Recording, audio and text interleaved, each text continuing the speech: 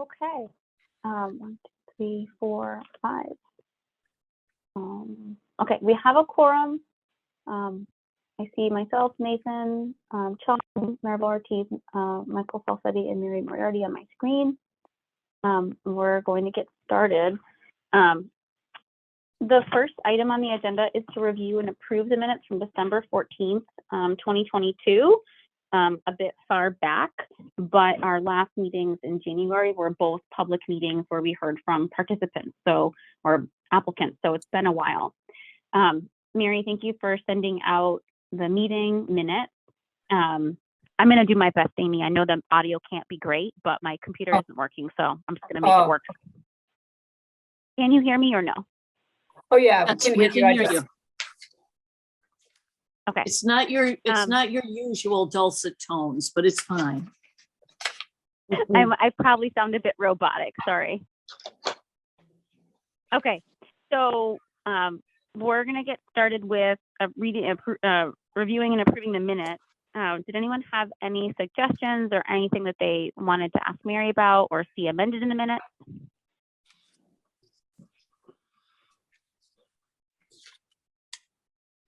Well, I've got a couple of things. So which ones are we doing? We're not just doing the December 14th. Oh, December 14th. Oh, okay. I got to go way back. That one I think was okay. Let me see.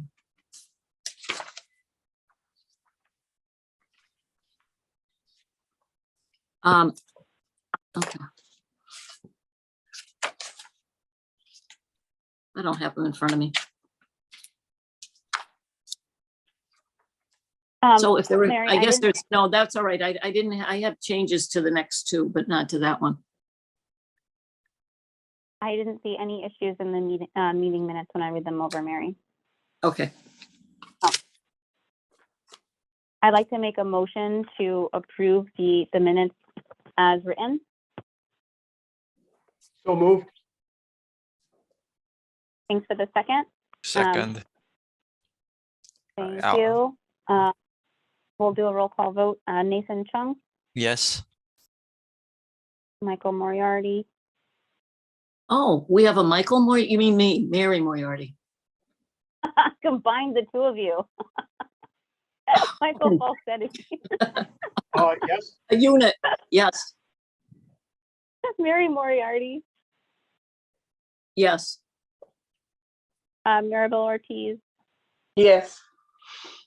Oh, Israel Rivera is here. Israel Rivera. Yes. Sorry, I didn't see you there. Okay. We're going to quickly move through some updates on past projects, and then we're going to jump into a quick review of attendance requirements, and then we're going to jump into reviewing the 2023 application. Okay. So the update on the MIFA Murals project. So the City Council did approve the scope of work change, and now Amy has the unadmirable job of creating the contract for it. So she's going to draft that contract over the next few weeks, get it to myself and Michael as a contract subcommittee. We'll review it, and then we'll move forward. Exciting that City Council approved the scope of work and is allowing us to move forward. Wistariahurst Museum repainting. The request for additional funds was approved by legal, thus will clear the City Council hurdle. So that will give them the additional $3,000 that they need to make that project happen, which is really exciting. They're already starting to prepare for that in the next few months to start. So that's really exciting. So that was Inc. Yeah, that yes, was on Mary. that was on the last year, right? That was from last year, right? Yes. Okay. Yep. But they weren't able to secure a contractor and move forward within a time frame that made sense for the wisteria. I see. Sorry. No, good question. So Girls Inc., the former O'Connell building, the preservation restriction has been approved by legal and by the Historic Commission. and it is now moving forward to be signed and I'm going to say registered at the deed of registries, but that's not the right term. Documented at the deed of the registry of deeds.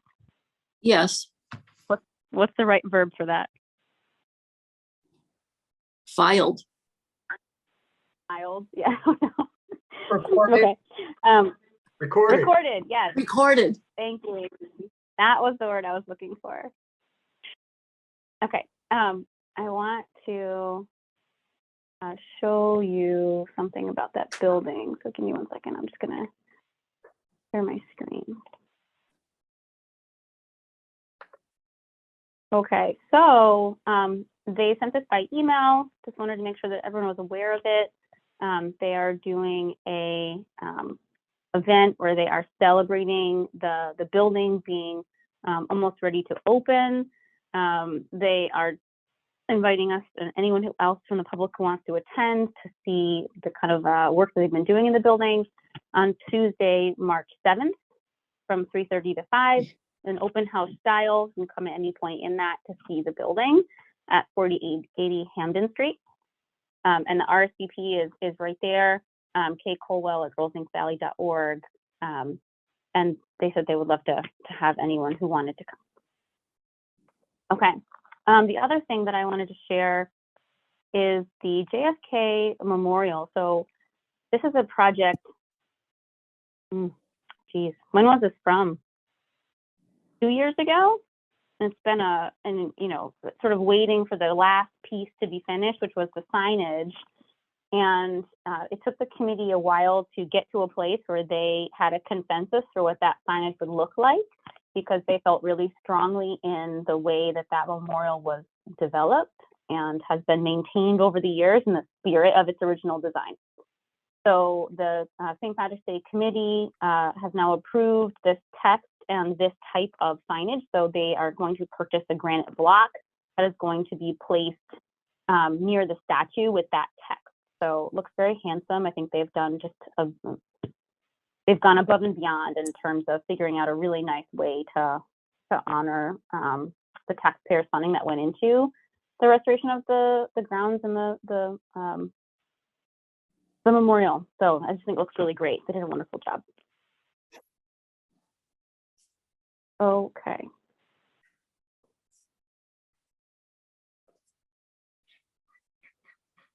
Okay.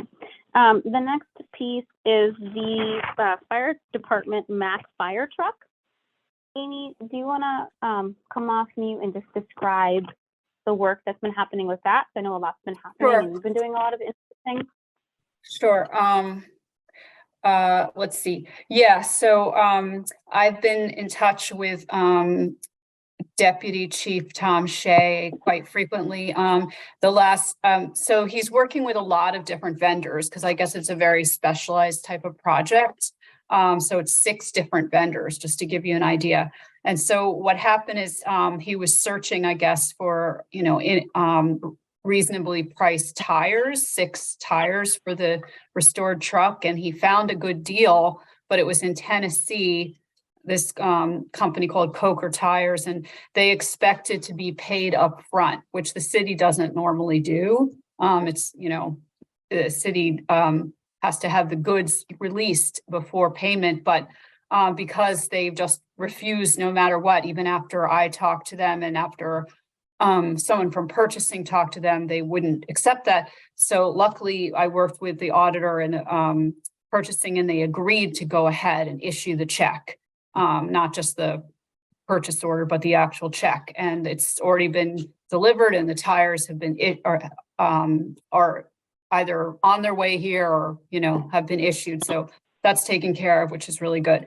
And yeah, it's just, it's been, I think it's just that maybe in this project, the manager is not as used to the whole payment process. So I've sort of had to kind of help organize it with a chart with the different vendors and trying to keep track of who needs what. And, some of them don't have vendor numbers and things like that. So it's just all that kind of work. And sometimes the quotes, he tells me, get adjusted.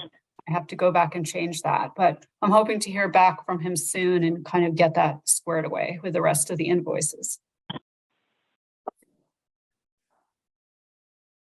Thank you, Amy. Okay, any questions about any past or current projects or anything else that anyone here wants to share about a project that they're connected to?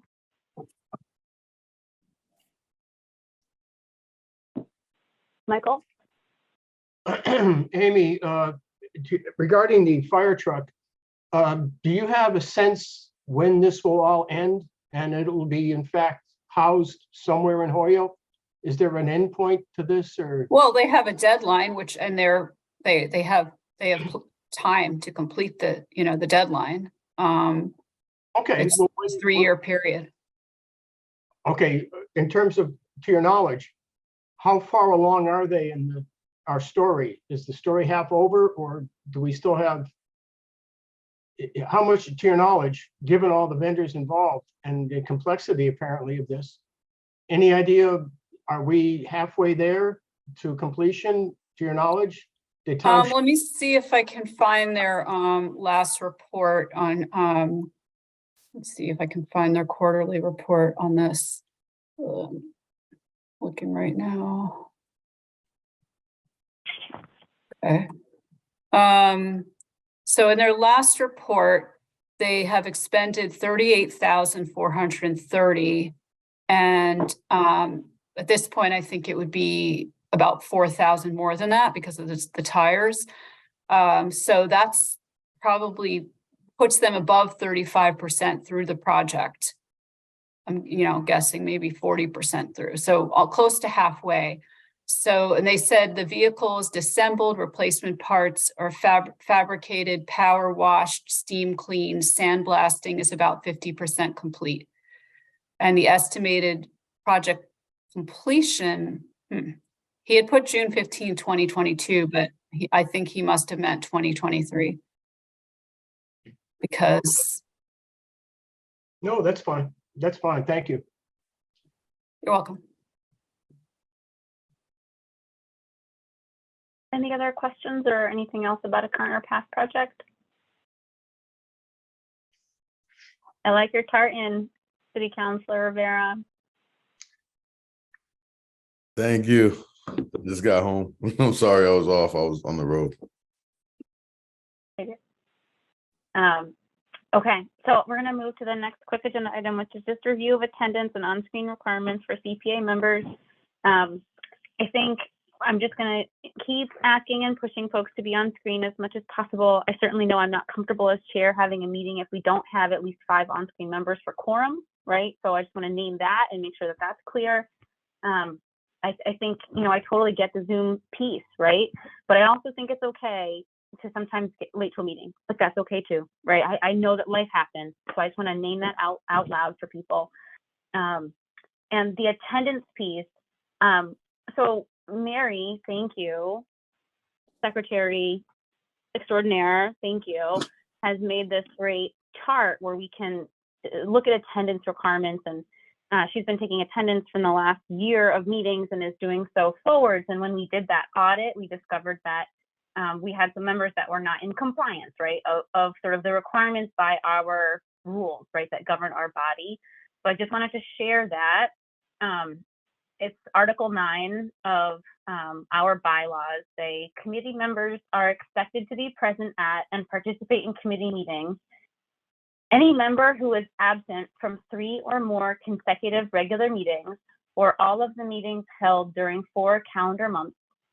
Any member who is absent from, or 1/2 or more of all of the meetings in 1 calendar year may be asked to resign from the committee or may be removed by a majority vote of the remaining members, provided that notice of the proposed vote is given to the member and to their appointing authority. So if, for example, if someone is from, like me, right, a community rep, then my appointing authority would be the city council, right? So it would based on who appointed you to here, right? We have to vote as a group, and then would notify their authority, right? Like this person, I know, has not been able to attend meetings. Can you, ask somebody else from your board or commission to instead be the CPA rep. I've never had to do that, but I think that it's important for us to figure out how to make sure that we have the people in the room who can be present, right? I understand doing the people's work is a commitment, and sometimes people can't do it, right? Without naming names into the room, I'm going to personally talk to a few folks about that in terms of making sure that they can commit, right, to the committee. Because if they can't, then I want to make sure that either they're stepping down and letting somebody else, right, who wants the opportunity or who can step into the role can do it. But I want to make sure that we have a full committee. It's just important. It creates a lot more representation for the citizens for us to have a really well-functioning committee. So we have one member who's been absent more than half of the meetings last year and also this year. So I'm just going to have a conversation and move forward with that. So I wanted to give you a sense of it this meeting, so if it comes up on the agenda the next meeting, you understand why it's coming up. It's not something that's just happening here. It's also going to happen over some private phone calls and conversations. Does that make sense to everybody? I would just say for me, I have, like today, I have charter and rules I was supposed to be at. I just chose to come here instead. So like Yeah. a lot of the times it's scheduled at the same times that I have other meetings. So, I mean, if you want to pick somebody else, that's cool too. I have no issues with that as well, just so you know. I'm But- talking about you, you crazy person. I'm just saying, because I have missed a lot of meetings and I should be more involved, but it's just that like a lot of the meetings conflict. I'm supposed to also be on the trash thing with the PVPC, or you are too, right, Meg? And that's later on at 7 to 8. So it's like, for me as a city councilor, I have a lot of other committees and commitments too as well, but I'm not making any excuses. So at the end of the day, if there's another councilor that could do it and have more time, then that would make sense too as well. I don't disagree with what you guys are saying at all. The rules are put together there for a reason. I think we're also, like, as a group, we always used to meet on Wednesdays. And so if that day works better, I'm happy to go back to Wednesdays as well. Nathan, you had your hand up. Yes, I mean, I have some concerns whether it might be just too much to require city councilor to be on this committee as well. I think the state MGL From council. yeah, I mean, well, I'll just The state that requires it. yeah, because the state law about CPA membership doesn't require a city councilor to be present, and especially because the city council votes on this anyways. Mhm. So, I mean, considering the load they're already under, I mean, it's actually, I just looked at it. It's in the city's ordinance, Division 5, Section 2-467. It's there. It's city councilor. It's, it's one member of the city council, but it's an unusual practice compared to every other municipality. And I'm just gonna say, I don't know if it's really a reasonable or effective law to be placing this much burden on the city councilors, although it's written in the city ordinance. Just want to clarify, it's not required by the state ordinance, so state law. No, Thank you. it was required by the city council. Yeah. So I agree. And it's something too that I think the city council could choose to amend. I mean, you have city councilors now who are on 3 to 4 different committees. It's a huge burden. It's a lot to ask somebody, On 3 committees. of whom are working a full-time job, and then on top of that are taking on all these evening requirements. It's a lot. I agree. And Israel, there might be some meetings, like this meeting's really important. The presentations are really important. There may be some things that, if you can see that you have a conflict, like reach out, and there's nothing that would prevent us from being able to look, can we meet on this Monday instead or this Wednesday instead, right? Like, I think at the end of each meeting, we always check in around, like, does this next date work? It is our standing meeting, but does it work for people? Michael, your hand was up. Madam Chairman and Izzy, a question. If, as Nathan indicated, the state composition of when the state composed and the governor signed into the creation of the community preservation committees of Massachusetts, it didn't include or mandate that it has to be a city councilor present on all the boards. In fact, it's just the opposite. But the city council took it upon itself to mandate that one city councilor be on here. My question is, does the city council, since the state did not require it, does the city council have the legal authority to insert a member onto the board without the board's approval or without the state's approval? We are a creation of the state of Massachusetts. We're not the creation of the city of Hoyoke. So I'm just opening this question. Perhaps Amy could get that answered at our next meeting to see, in fact, does the city council have the authority to inject a member onto the board by its own vote? Because obviously the state didn't mandate it, and we are a creature of the state. We are a creation of the state of Massachusetts. But I believe, Posing that question. I think I think Mr. the Foster, bylaws had to do with the council, and the city council required that to be in there in order for them to approve our bylaws. Could you? It was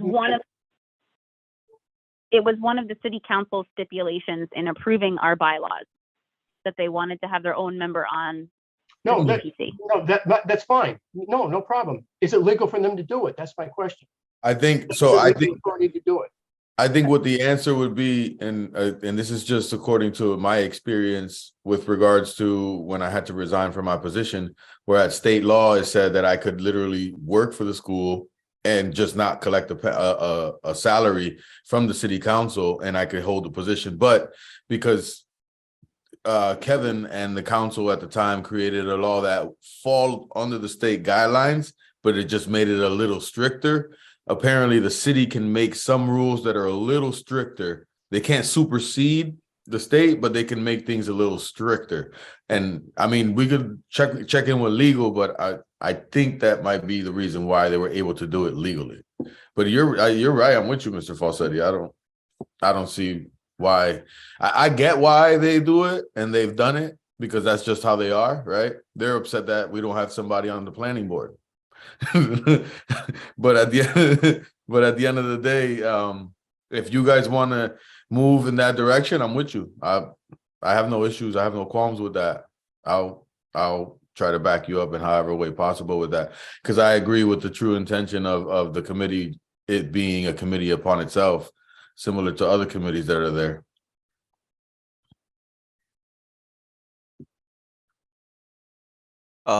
May I speak, Chair?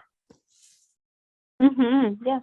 I mean, I don't want to take too much time away from our main topic, but the other concern is regardless of whether city has the legal right to add some additions to the state law, the other matter is a conflict of interest. I'm pretty sure specifically for the planning board, adding a city councilor as a member of the planning board, that's forbidden by state law because it's called the insider track or dual track. And because you're basically, creating multiple paths into a matter, and there are some different conflict of interest law. I don't fully understand, but that's my understanding. And again, Twice. just say that, yeah. They would be voting on something twice, right? Right. And I mean, there are some Because provisions. city councilor votes here and then also Right. votes in city council. As long as, you can stay away from it, as long as you can avoid voting twice, I think there are some provisions, but there is a chance that this city ordinance for having a city councilor in the CP committee itself is maybe a conflict with the state law. And well, it's in the city ordinance, but if it's okay with Councilor Rivera, typically you can inquire about a matter with the state ethics commission unless it's something affecting you directly, unless you have permission. So if Councilor Rivera is okay, if he gives him permission, I can write a quick a quick confidential memo to the state ethics commission to inquire about it. But my concern, frankly, is that this current regulation that's in the city ordinance might be in conflict with state law. Maybe not, but there is. I just want to clarify that. So I think this is taking up too much of the meeting. Right. Yes. But I guess to answer that, I would say let's first reach out to legal, see what legal says, and then after what they say, we can move on to that. Okay. But I don't want to take up no more of this time here with that because Yeah, then we'll great. be here forever. And I Yes. got paper due tonight. Okay. Great. Thank you. Okay, And then. sorry. Thank you, though. That was great insight. I swear. All right. Thank you. I always love the planning board people. Planning board reps always have specialized information that most of us lack, and I love it. All right, so we are going to jump into discussing and starting to vote on projects. I want to briefly share my thinking about what I'm seeing as the pathway here over the next few months for our committee. In the past, we took a couple different meetings to discuss different projects. And along the way, as we discussed them, we would come up with the contract terms, and then we would move them in batches to City Council. The feedback that we got is that it's better for us to batch it in one slate. So we give all of the projects at the exact same time with all the contract terms, and it only moves and goes to City Council and Finance and back to City Council once. It also makes it easier for them to understand the full range of the projects that we're going to put forward, so that they can understand how our budget as a whole is being spent, right? City councils have a lot that they're navigating, and so it's easier for them to sort of hold on to what is CPC doing if we do it in that way. So here is my thinking for a timeline this year.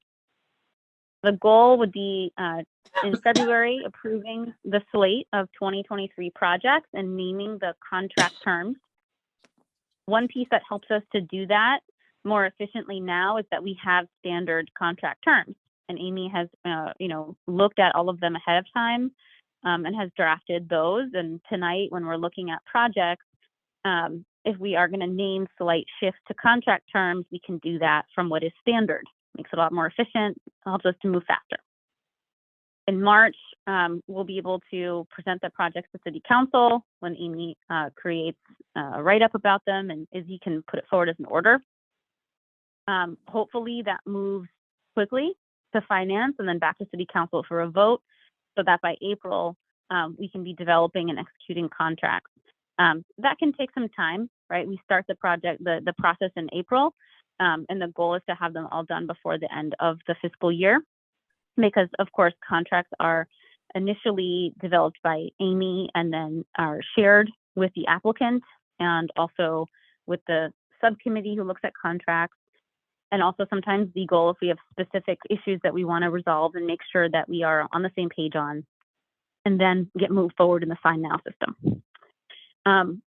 One other thing that I want to highlight is that we're hoping to batch the MIFA Murals piece now within this time frame. So the goal is also to have their contract developed and executed within the same batch. So even though it is a project technically from a different year, we're going to try to move them along in the same process, so that we end this year with all past projects are executed. In May, the goal would be for preservation restrictions to be developed and approved by legal and the Historic Commission. So the goal is to have this all buttoned up and done by the end of the fiscal year. Any questions about this process or thoughts about the process? Yep. Mary? It's great. It looks good. The only thing I'm concerned about is the Greenagers project. I can't remember the timeline, but I think that they usually, are crunching, hiring and all that into April. So I'm just hoping that it would all get done in the beginning of April. Well, I don't know think if it can in be. general, those are the kinds of things that help us to move it forward, because if we can say, hey, here's our slate of projects, some of these are really time sensitive, then maybe it gets moved along a little bit faster through the City Council process. It also can be a priority for Amy to develop that contract first. Right, so I think there are ways to sort of move that project a little faster if we need to. Okay, thank you. Maybe you could check in with Yoni and get a sense of like if is it before mid-April? Like kind of what's their hard deadline for what they need? Okay. Okay. Can I switch tabs? Can you see? Or do I have to stop share and redo? Can you see the scoring criteria right now or no? Yes. Yes. So just again, a reminder that this is the scoring criteria that we use for all projects. All of us pre-scored all applications. We're going to start today by taking them in order of the most highly rated. What our process will be for each one is that we will, briefly review the ask, and then we'll open it up for discussion and debate, and then we will move to a vote. We can also move to table if something comes up that seems to require more information. And I know that several applicants are sort of on standby. So if we need them to pop into the meeting, they can, for us to ask them direct questions. We're also then going to review the contract terms and then see if we need to change anything from beyond what is standard or beyond what Amy originally drafted. So we'll do that after we move through reviewing and voting on projects. Okay, so all of the projects, honestly, were very highly scored this round. A reminder that the YMCA project withdrew, and that left us with 3 projects for open space and recreation, which were the Anniversary Hill phase project, the Glowtack Woods phase 2, and the Jones Point Park master plan. And then 3 historic projects, the Wistariahurst repainting and exterior repairs project, the Right Block project, and the City Hall basement documentation project. And the way that they were scored in terms of highest to lowest, we would start by looking at the Anniversary Hill project. I'm going to show you what this looked like. And what I did is I tallied how many had the most 4s, right? And after that, the most 3s, the most 2s, et cetera, to figure out which projects were most highly scored. So you can see with Wistariahurst, blue is excellent, which is 4 points. 3 is good, right? The City Hall Clerk basement document restoration project for $9,900. This project saw the historic project slightly less support in terms of benefit to the city or public support than did the Wistariahurst Museum project, for example. The Right Block project is here.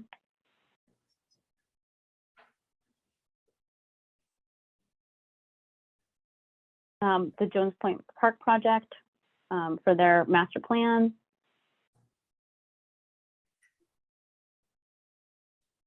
The Anniversary Hill Park Phase 2 for $100,000.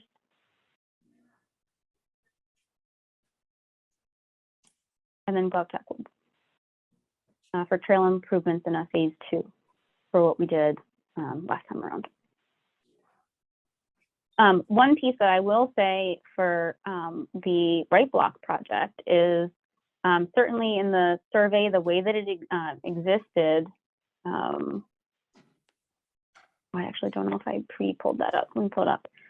In the public survey that we did, the Right Block folks certainly got the word out in terms of, asking for support for their project, and they had the most public support of any project.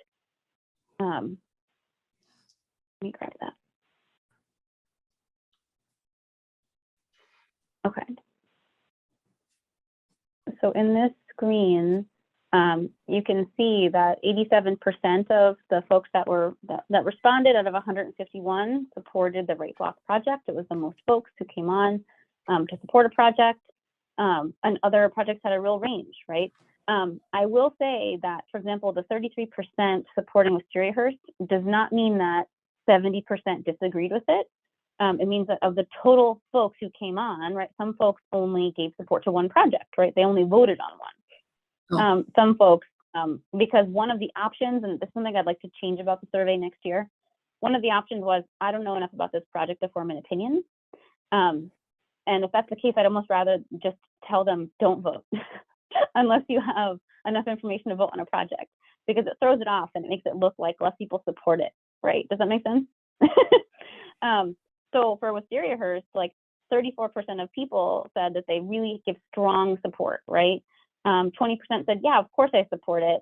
And another smaller percent said that they somewhat supported it, right? Another chunk, 4%. But 31% of people that voted said, oh, I didn't tune into that one, right? Maybe they only attended the open space and rec, or maybe they only watched that video. They only voted on those projects. But you can see of the folks that voted on that project, right? The vast majority of them gave it a significant support. You'll notice that there's a range of like 9-point-something% to 12% of folks who did not support. And that is across all of them, except for the right block, where you had so many folks that came on and voted in support of just that project, that there's less non-supporters of that project. But in general, that tells me that we had a significant chunk of folks who came on and just said, I don't support any of them, right? Because it's the same percent effectively for each one that said I don't support it. Or maybe that's not exactly what it means, but someone who does data analysis for a living, I would strongly think that that's part of it. You can see that there's a lot of support for the open space and recs projects, a lot of support for the right block project, a little bit less support for the two other historic projects. And I guess I'm not surprised by that. Oh my gosh, that's my cool sound. I'm so sorry. Hold on.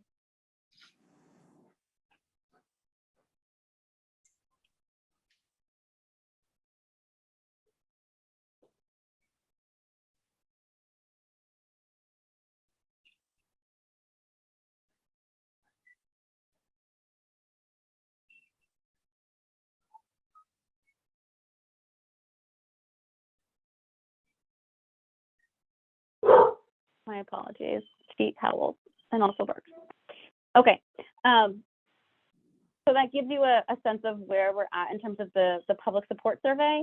A lot of support for a right block, and then also significant support for other projects, particularly for the open space and rec projects. And that's typical. In general, when we ask, how do you feel about CPA spending? Where do you think it should go? A lot of people are like, parks and open space, right? Like that is a really popular part of what CPA can offer. Okay. I'll stop sharing. Oh, okay, that's an interesting question. So Israel wrote in the chat, is there a way to track what parts of the city are taking the survey by wards? I think it's definitely something we could ask in the future.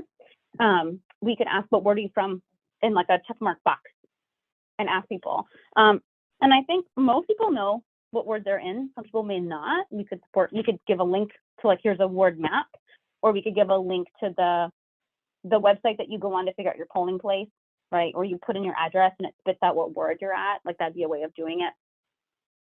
Okay.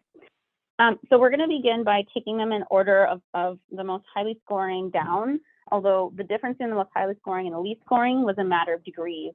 All of the projects were highly scored. Okay, so the first one is the Anniversary Hill project.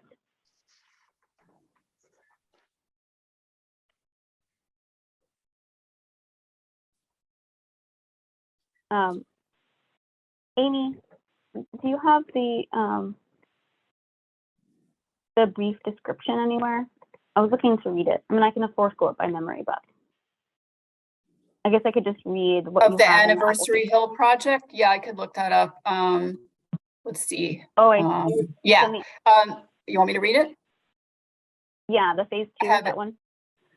So this is phase 2 of the project to restore and revitalize Anniversary Hill Park and Scott Tower. Phase 1 was the acquisition. Is this what you want me to share? Yes, please. Phase 1 was the acquisition, protection of 14.1 acres and site planning.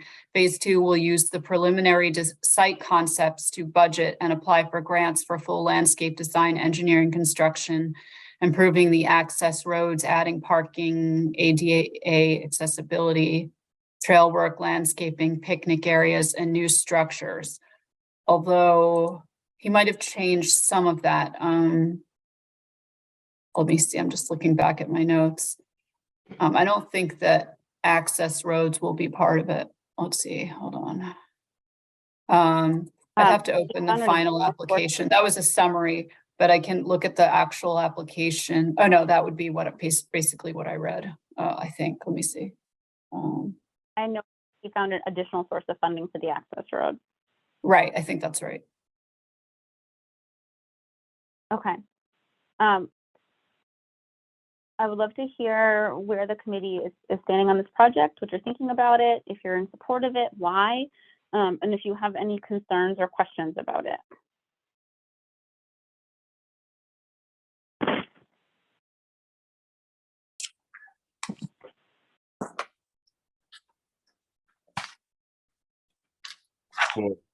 For me, All right, since everyone yeah, took is there a about, Michael? Yeah. I think the only concern that I have is the same one that I've been having the whole time, is just maintenance and upkeep of the overall project once it's done. Having a plan with either Parks and Rec or DPW to see how they're going to continue to maintain the cleanliness of the park and to maintain with the upkeep of all the stuff once we finish the whole project overall. But otherwise, I'm in agreement. Like, I'm for the project. Michael Falsetti? Madam Chairman, do you want us to vote on this now? Is that what you're asking us? A vote of approval? I want us to be able to name why we're in support of the project, if we are in support of the project.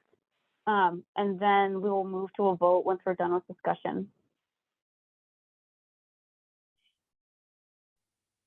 So if you do support the project, Michael, if there's anything in particular that you want to name about why. I'm in support of the project. It's very well thought out. It's well needed, and it applies and it will apply to all of the city of Holyoke. It is certainly a discovered gem or a rediscovered gem in our city, and it's clearly almost a milestone in the scope of the work and what it offers for the people of Holyoke, regardless of their age. Quite frankly, people from all over Western Mass, actually. But besides that, it really hits all the buttons for the good and proper use of public funds for the public good. This is clearly an example of it. So I'm supporting it. I support it. Helene, Dusty? Welcome. I mean, I would just say everything Michael said is I completely agree with. I think there's also, this has, been great use of kind of leveraging CPA funds with other funds. I think we would all, hopefully agree that Yoni, no matter what, has just done a great job of like seeking out funds throughout different organizations, different like state, local funds,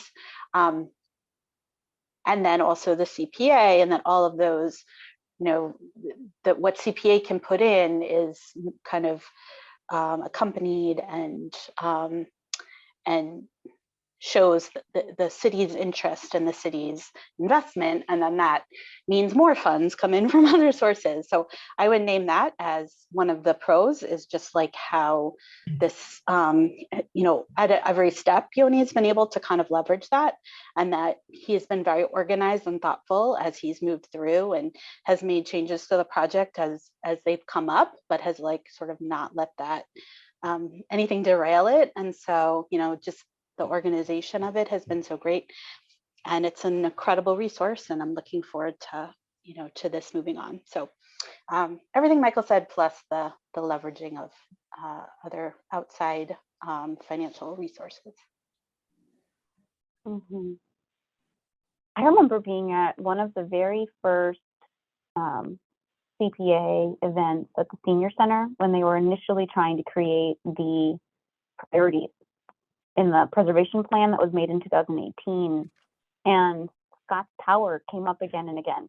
I think for a certain generation of folk in Holyoke, Scott's Tower is this, it's a symbol of something that was once had that was lost. And some of that, right, like so much of what Holyoke is facing comes with all of these outside factors that are squeezing the city and negatively affecting us, and then we're trying to respond, right? So the highway comes in and just like cuts the park into, right? It just like decimates it. And then like things just fall in disrepair and disuse. So I really am impressed by Yoni's work to listen to what people kept saying. Or we want to bring this back. This thing was amazing. And I remember, you know, bringing my kids up to the stroller path. And I remember how much I loved climbing to the top of Scott's Tower. And being able to incrementally try to figure out how to move that process forward, because it's actually kind of a terrifying process. When you think about at the scale of it, what they're trying to accomplish. So the thoughtfulness has gone into working with folks at the state level, the local level, collaborative partnerships like Kestrel, to come up with the stages to move it forward. Feels really good, because I feel like every stage that's being brought to us is purposeful and is moving the project forward, and it feels realistic in a way that some large projects do not feel realistic or don't feel feasible. So that to me feels like a big win, that they found a way to make a project that feels this large really feasible.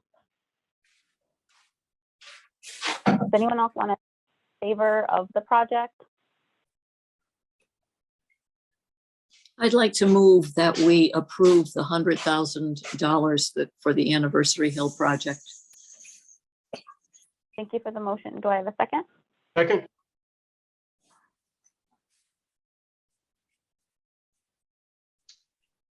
Grab my list of voting. Okay. Is there anyone else who would like to add anything else to discussion before we move directly to a vote?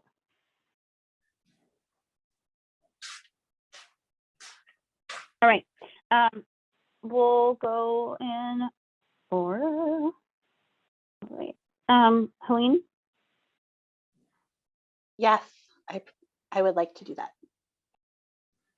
Nathan? Yes.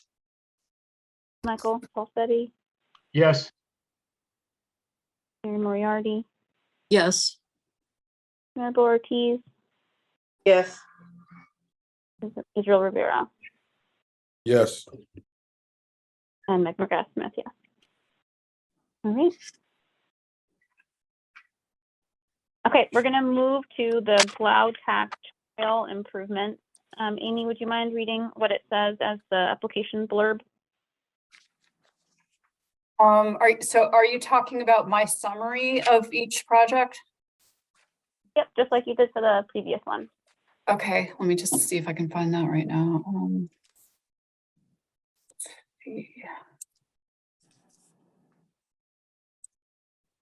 Okay.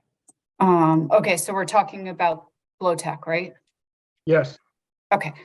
Yeah, so this is phase 2, and it's further trail improvements and invasive species removal. We'll build on the FY22 CPA project by funding 3 additional trail reroutes, construction of timber staircase, discontinue points of access that bring in illegal ATV trespass. There are steep grades, difficult for walkers. Last Greenacres invoice from FY22 likely to come in under budget, so this request would be reduced. That's what I had here. But I haven't heard anything about it being reduced, so it's 46,000 is the proposal. Okay. All right, I'd like to open up the floor for discussion in support, or because you have questions or concerns. Who would like to start? so I would speak in support of the project. We saw from last year that it is a really good way of investing money in Holyoke.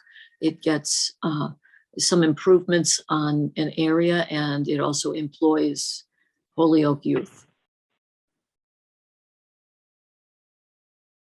So that's it. Mm-hmm. Helene?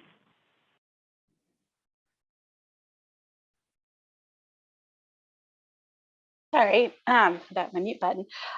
So again, I want to say that exactly what Mary said. Totally agree. And I think of everything, this is, I think, probably just like the most CPA huge like neon sign of amazingness, and just the ability to have that, not just to employ for the summer, but it was really cool to see the article and the student and the young people with the mayor and like looking excited and really learning about the ecology and about this process, and that, you know, that it really seems like the program that they've been working with, who I imagine they continue to work with, like have this bigger picture of making it a, you know, an enriching experience for the young people that work on it, but then that money stays in our community, and it's an opportunity for young people to like actually literally invest in building, you know, up the community by having these great trails that people can pop over and walk in. And so anyway, I'm sure that these are things other people are thinking, but I just wanted to put them out there, that it's also, for all the bang that it has, seems very modest in terms of the price. So.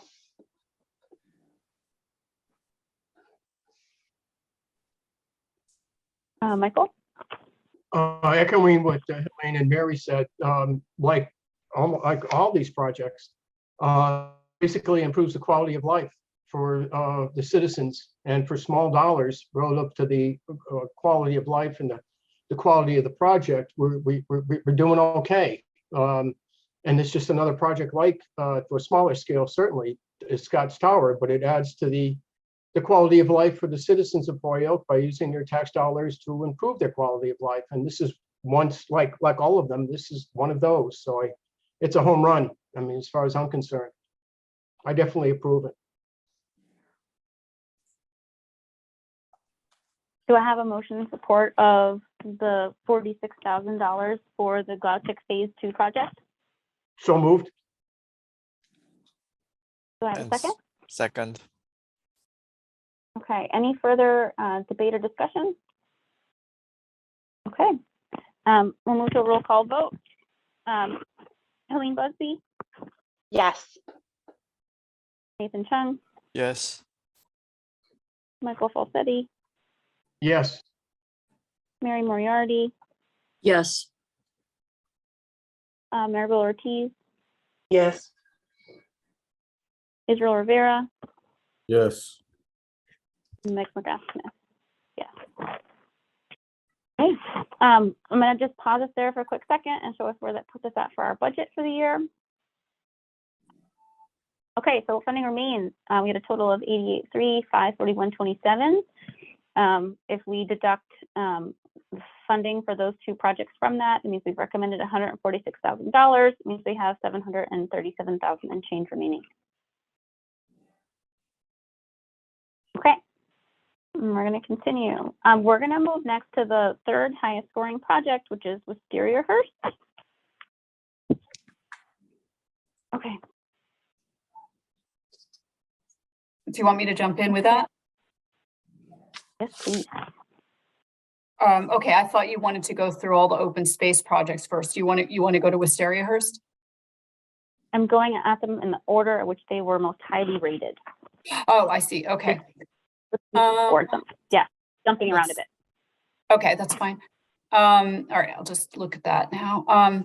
Okay, so this is 95,000, the request, and it's an engineering study of the foundation, masonry, chimney, wall, retaining funds for chimney and wallpaper, remaining funds also for the chimney and wallpaper restoration. So full-on engineering study of the foundation, masonry, and chimney and walls, and then using all the remaining funds to repair the chimney and to restore the wallpaper. I took one of the Gilded Age tours with my mother a few weeks ago, and I was able to go into that room, and you can see there's extensive damage down one entire wall tied to that chimney. So it'll be exciting to see that fixed if they're able to secure the funding to do that work. Okay, I'd love to hear folks speak in support of the project or discuss reasons why they didn't score it as highly or did score it highly.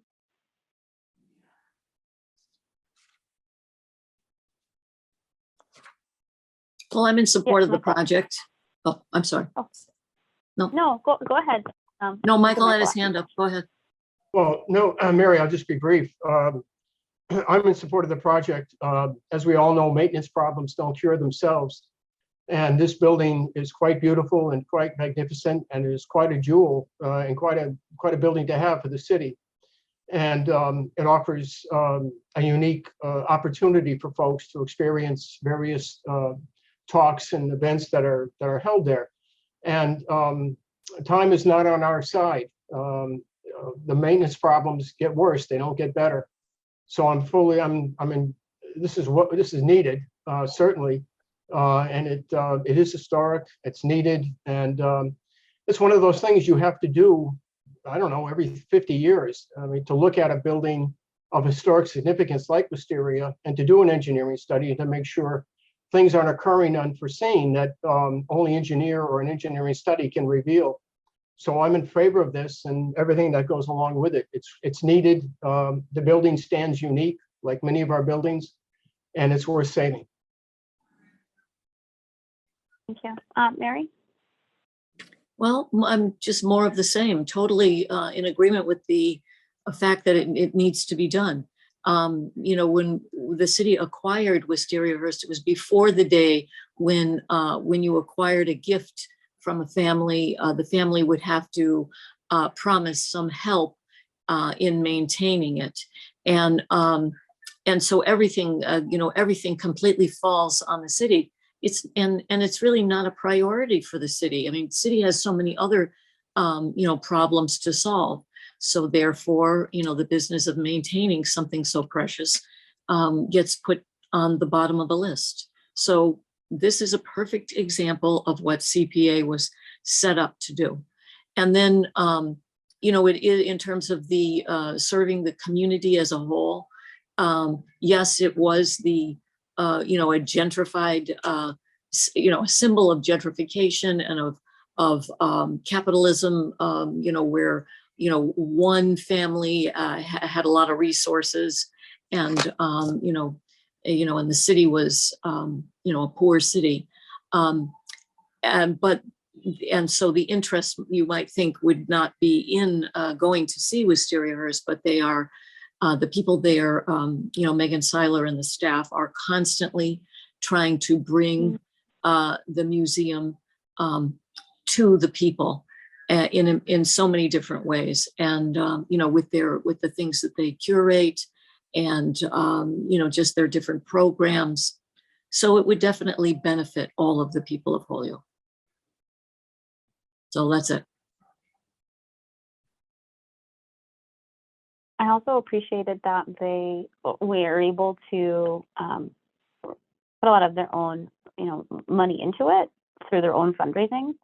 So while they're asking for $95,000, they were able, through their foundation, which is just doing their own fundraising, was able to raise $75,000. So one of the supporting documentation letters at the end of the application was from the foundation saying, you know, if CPA gives this amount of money, we will match it with this amount. And I really appreciate that because I think that it takes a certain amount of, we really care about this to the extent that, you know, we're not just coming asking empty-handed, we're saying we're putting this amount of money in it. That feels good to me. Any questions or concerns? Okay, do I have a motion? So moved. So Second, the request The second. motion, wait a minute. Thank So is there, the motion is to approve how much money, what is the amount of money? $95,000. Okay, Go ahead, Madam Chairman. for an All right. engineering study and wallpaper restoration at Wistariahurst. Okay, we'll do a roll call vote. Helene Busby, Yes. Nathan Chung, Yes. Michael Falsetti, Yes. Mary Moriarty, yes, Maribel Ortiz, Yes. Israel Rivera, Yes. and Meg McGrath Smith. Yes. can I just ask again, who seconded that? Nathan Chung. Thank you. Welcome. My slides, give me 1 second.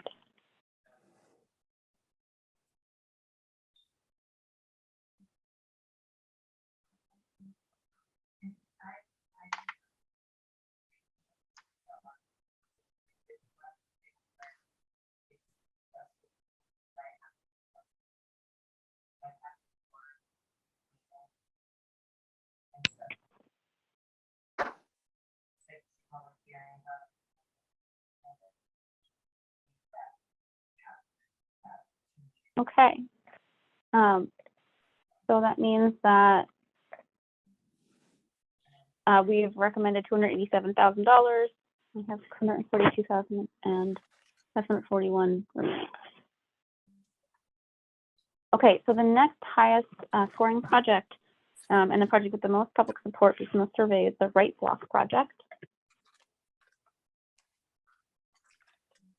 Right Block project is a really interesting project to me because while it's under historic, the project at large is to create market rate housing down on High Street. It's an interesting sort of hybrid project.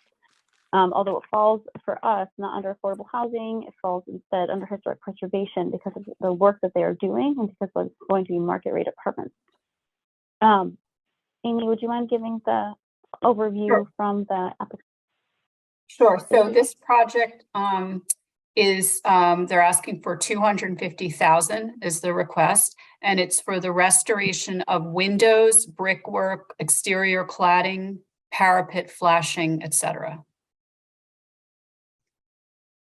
It was 250, the final ask, because I'm looking here, it says 180,000.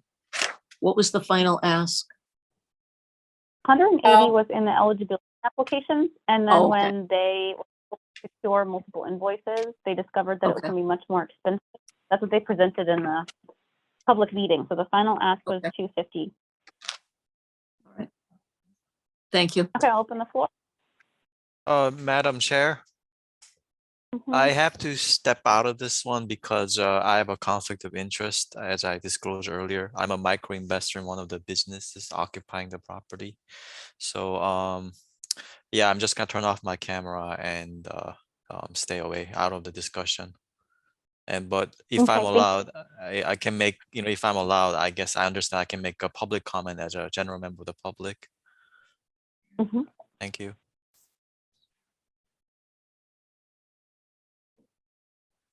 Okay.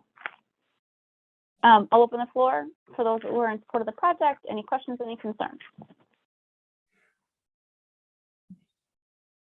Mary? Well, I'm in favor of this project because I just think it's a really significant part of the downtown area. And I think it's wonderful that someone would come forth and try to invest in that and try to, do it in such a way that it, it continued the historic value of the building. It'll improve the downtown area in a lot of ways, I think. The fact that it's a private entity is also important here too.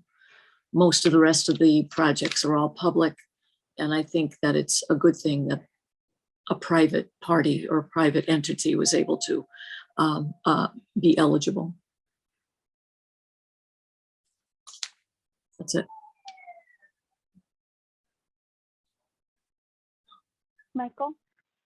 I support the project, and echoing what Mary just said, the length and breadth of this project is almost staggering when you read all the studies and other proposals. And it is a risk, admittedly, but it's a risk that is worth taking because, quite frankly, it will change that portion of the city for the better, no question. It's almost unbelievable that they're doing it, and they're leveraging not only our funds but other funds from other lending sources. So I wish it all the best. I did have some concerns about off-street parking and the neighborhood itself, but they addressed that and they were confident they could overcome any shortcomings that I saw with it. So I'm convinced that it's a go, and I support it. I echo basically what Mary said.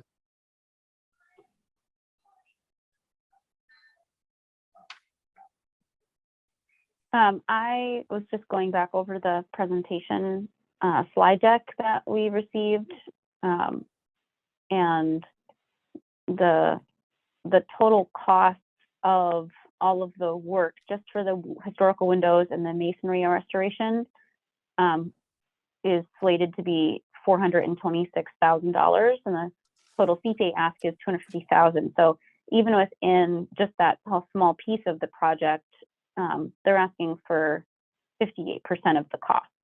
and shouldering, the other 42% of it.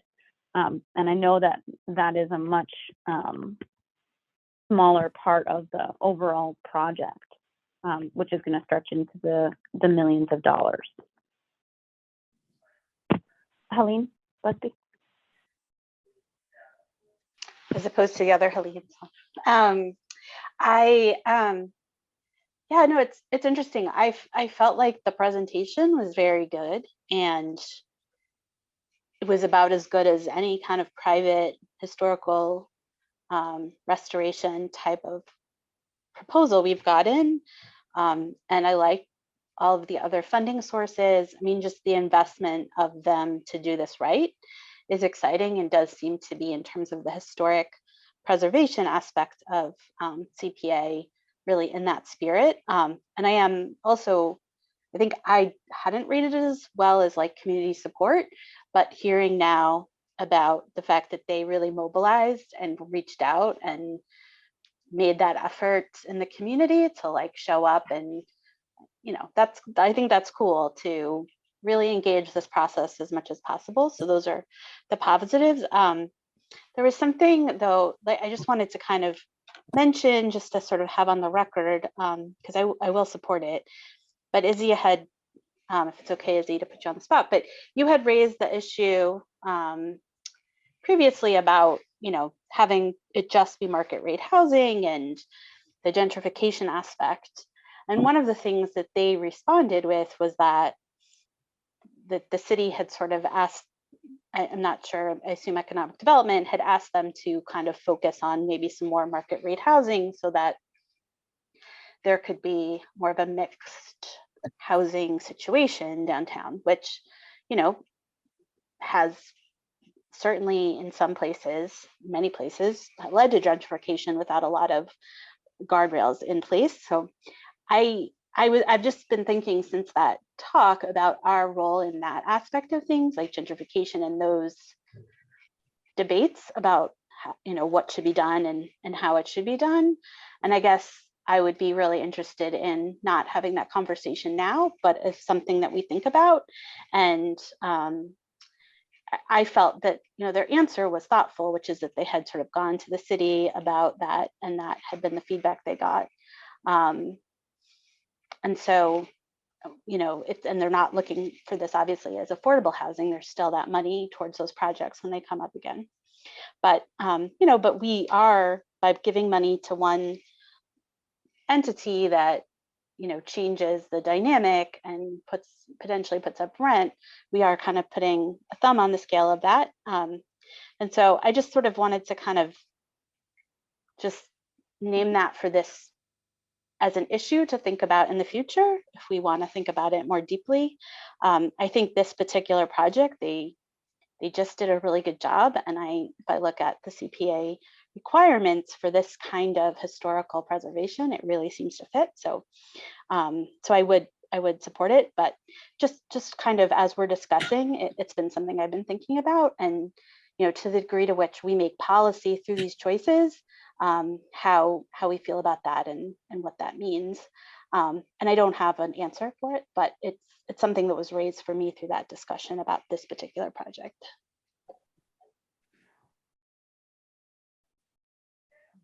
Yeah, thank you for sharing that. Does anyone want to respond or also share another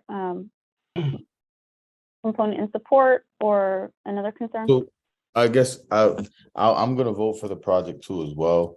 I have some of the same concerns with regards to the gentrification piece, but that's a larger battle overall that probably can't be fought. But we'll see how that works out. But I think one of the things for me on some of these projects is like the difference between historic preservation and the maintenance piece. Because I feel like some of that is going to come up again at the council level when they go to vote again. What is the difference between historic preservation and just plain old maintenance? Because if it's just plain old maintenance, there's that argument again, and running it all through legal and figuring out what is historic preservation versus maintenance.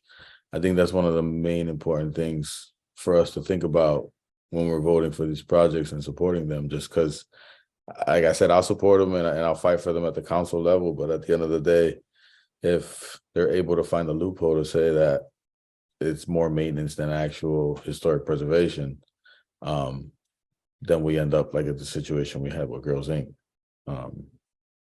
We've worked hard to create a process that won't repeat Girls Inc. I will say that. So, for example, all of these applicants had to go in front of the Historic Commission. And in the past, it was asking for a letter of significance. We shifted that entire process. So now when you go to the Historic Commission, you have to present the scope of your work and have it approved, right? To be able to say, yeah, I think this is actually following the standards set out by the Department of the Interior for the work that you want to have done. It does fall underneath historic preservation. We paid for, as you remember, a historic consultant who watched that meeting and then created official reports for legal, primarily. Yes, it went to the Historic Commission, but it was also so that we could share that with legal, because it's a lot for legal to just to sift through all of the applications that we get versus being able to sift through, here's an analysis of the project. But all of the projects were vetted and were approved in writing by legal before we brought them forward.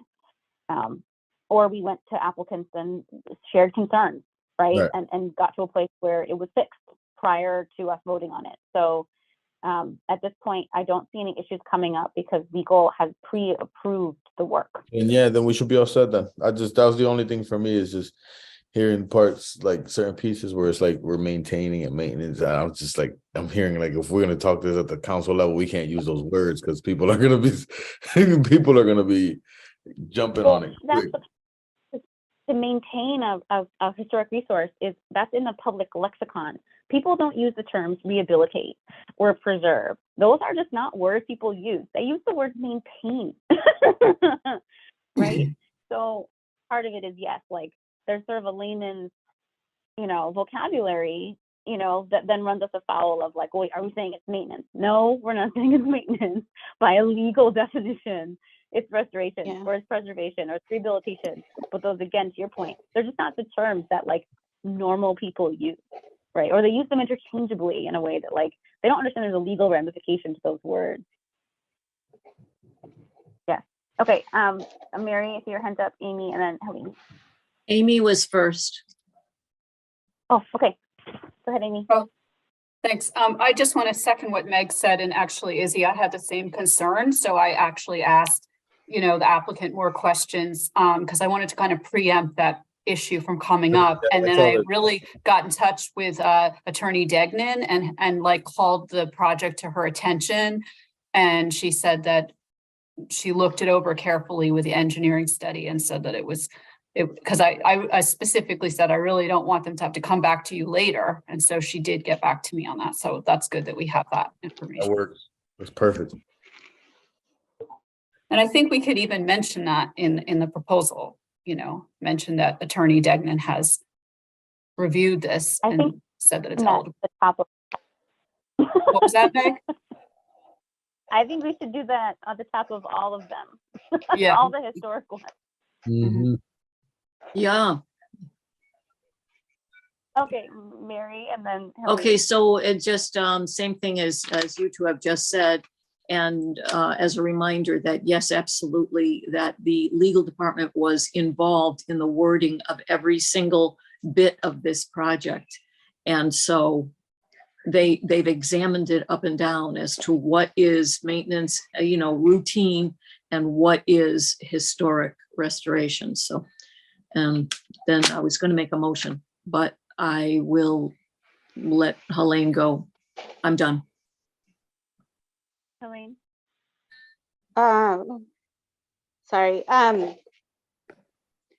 Yeah, I am like now like, okay, I'm not gonna relitigate what happened with the last year situation, but I will say to just Izzy, and I think is fair enough, that certain words have legal connotation that are like in regulations. And so all of the work, which I really appreciate around, and I think the Girls Inc. also helped us with that to some degree last year, around looking at what the definitions are in the Department of Interior and what authority should be looked at, which is not Wikipedia or Black's Law Dictionary, I think is positive. And so I would just, you know, if that ever did come up, Izzy, I think it's upsetting. That's just not how the process should work. And just because there was pushback from the council last year doesn't mean that was all legitimate in my mind. From some of my, you know, experience in this field, but I think that the preempting and then just like, let's just not have this be a problem is really great. And I appreciate both what Meg and Amy have done towards that, and just thank you. And I'll make a motion just because Mary was going to about approving the 250. Second it. Okay. Thank you for the second, Isabel Rivera. So that is the $250,000 for the break block for their masonry and window restoration. All right. We'll do a roll call vote. Helene Busby. Yes. Nathan Chung abstaining. Michael Falsetti. Yes. Mary Moriarty. Yes. Maribel Ortiz. Yes. Israel Rivera. Yes. Meg McGrath Smith. Yes. Okay. We have 2 projects left and only $43,000 left in ask. We're in a sort of a funky year, and that we actually have more money than what we need. It's a nice place to be in for once. And also, I'm sort of excited about it because it means that next year, when I know we have some big asks coming down the pipeline, along with some funding that we're going to save and roll over to next year, I think we'll be able to really respond to some of the needs that are going to come to us, right? Whether that's going to be Anniversary Hill Phase 3, or whether that's going to be all of the things coming out of the engineering study that I'm sure Wistariahurst will end up coming up with other things that need to be done, right? So I know that other projects are coming down the pipeline. So far we have $537,000 recommended funding. The council, $392,000, $741 remaining. Okay, so there's 2 projects left. The next one is the City Hall basement documents project. The ask is $9,900 from the city clerk. Amy, would you mind reading the brief description of that? Sure. So it's this project is to pack out and inventory 30+ journals stored in the City Hall basement for 50 to 100 years, to perform a dehumidification of the documents, dry cleaning, deodorization, and reboxing for $9,900. We did afterwards get letters of support that came from both Wistariahurst and also from the history room at the library, both saying that they were both willing to host the materials afterwards, and that part of it is figuring out exactly what's in the documents, right? To know where they best should go, but that both of them are willing to work together to figure it out and make sure that they are, accessible to the public, that are stored appropriately, that they are accessible. I thought that was great. That definitely shifted the project in my favor, even more so than it was originally. Any other thoughts in support, questions, or concerns? This is Nathan. May I speak? Yeah, I support the project, especially now that it seems like they have a plan for the storage in place. I guess my concern was this question: why did it get to this point in the first place? Almost felt like document maintenance, especially government historical documents, should be like a regular part of the operations for the government. The fact that it had to come to CPA funding to get it restored and stored safely. I mean, that was a little bit of concerning, but it is what it is. And 9,000 or so. Yeah, it's relatively a small amount of funding. So I think it's worth it, but I think there's this bigger question of like, is document maintenance and other types of maintenance that should be a regular part of government not being done? but still I support the project. Having said all that, thank you. Yeah, I appreciate that. Mary? I agree that, with Nathan, that, yeah, it's too bad that it wasn't maintained. I'm totally in favor of this project. But really, if you look everywhere, it's the same story. There are very few towns that actually do maintain the records in a way that we would have expected. So this is just one of the many things that is not a priority when a city budget goes through. It's mostly people want to make sure the city is safe. All the money goes towards basic services, and taking care of these kinds of things is way down the list. So this is really a good use of this money. We're not the only town that's in this bad of a situation either, by the way.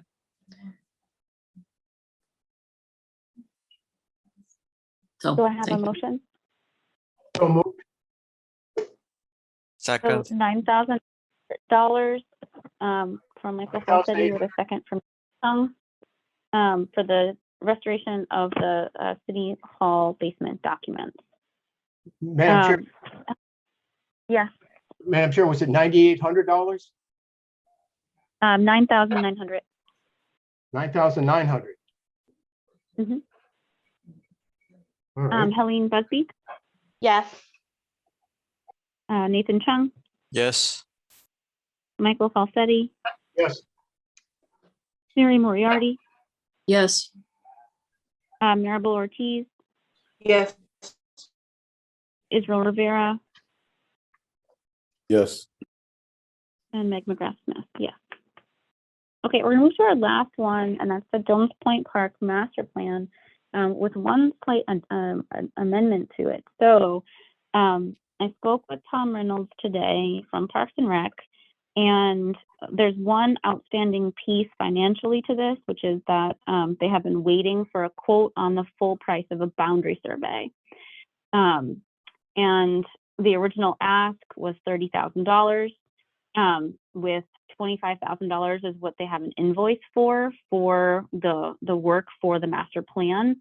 And they had built in an additional $5,000 if other pieces came out of that. They believe the boundary survey will cost between $500 and $7,500, which would mean that the overall cost may move from $30,000 to $32,500.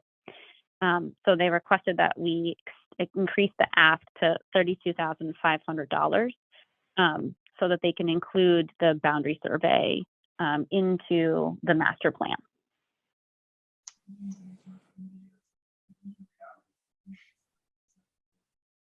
Okay, Amy, can you read off the description of the project? Yeah, so, originally they were talking about actually renovating or restoring adding new equipment to the playground, but then they changed it to a master plan for future improvements because there are certain issues with the space there that need to be addressed. And by doing this master plan, they would be able to have everything on the right footing before just jumping in and installing equipment. So are you saying that it's definite that the ask is for $32,500? Just want to know for my notes. So the conversation that I had was they believe that the boundary survey will cost between $500 and $7,500, which would mean that it could cost between $30,000 and $32,500 in total for the master plan plus the boundary survey.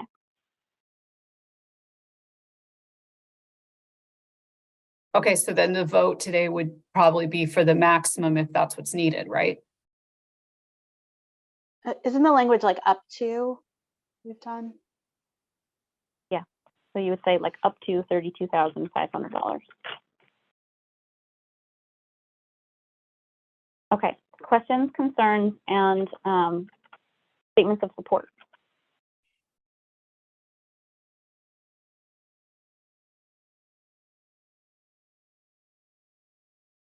I was typing if you had time. Okay, I see Mary's hand. okay, so a couple of years ago, I had a third of an acre lot done, the boundary survey done, and it was $7,200. So I am shocked to hear that that enormous plot of land is going to cost $7,500 for a boundary survey, but good. They need to have it done. It absolutely must be done. So I'm in favor of raising the ask. And also I did look at the Springdale, we had asked them to send us a sample, they said that they had the Springdale master plan done. And so they gave that as an example, and it was really quite good. And if they're using the same organization, it's a good way to start this project. So, and again, I'm in favor of the plan, the proposal. Helene, thank you, Mary. Thank you, Mary. So one piece that I think maybe makes the boundary survey a little easier, if I recall, and it's late, and so my brain feels like Swiss cheese, but is that like there's a lot of information in the original deed that gifted the land. And so that's what seemed like, I think, why initially it hadn't been thought to do, but then, based on, I think, some of the feedback that was given, that was trying to like just really cross the T's and dot the I's. And so that having that might just make it a little bit more affordable compared to other sort of rambling park spaces. But, but again, like Tom's waiting for the quote. Tom spends a lot of time waiting for information, which, as we can all kind of probably understand and sympathize with. I think it's a really good idea. Tom is brand new to being the parks director, and he has really moved things ahead, working really well with the staff there, but also other partners in the city. He's kept us really updated about Miracle League and his communications with Carrie, who, that they figured out storage for things that came in earlier than expected. It's like he's really kind of one of those people that just is good at kind of working things out and figuring out problems. But being new to the position, I think this was a really smart way to address renovating, certain parts of that park in a way that gets community feedback and has a plan. And I know Michael had raised previously, just to kind of address this, that like an engineering survey and other pieces. And I think those probably would be built into asks in the future for some specific things to come out of this plan. But this plan is really to say, what do you want before you figure out like all the different parts and what's in, and if you have a plan like this that has sort of different options, and they do a survey and the first choice option is just not feasible, then you have this sort of from the community, a second option that would go forward. So I would be in favor of supporting this, and that's about it. Thank you.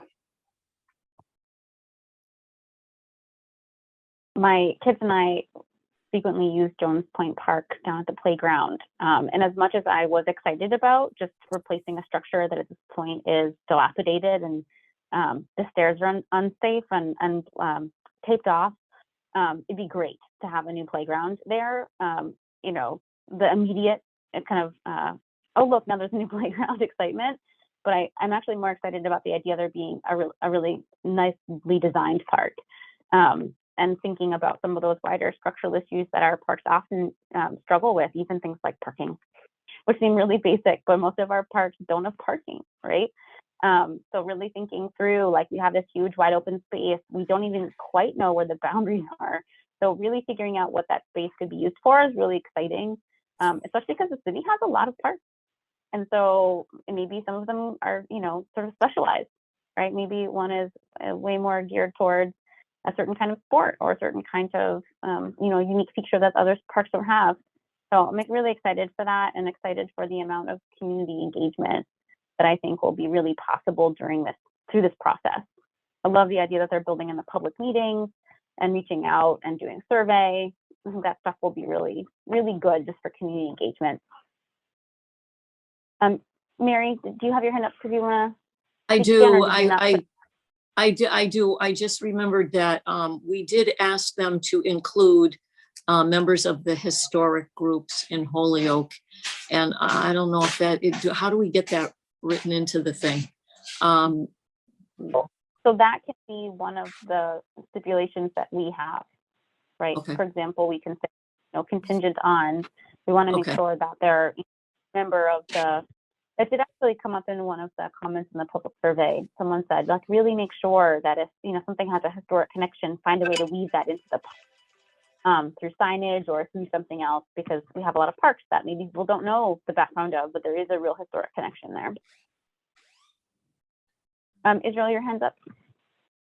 Yeah, I think for me, and with these projects, with these parks, the city and the Parks Department doesn't really have the capacity to actually fund real renovation projects around these parks within the city. And the CPA is the only resource for them to explore any opportunities to try to improve these parks.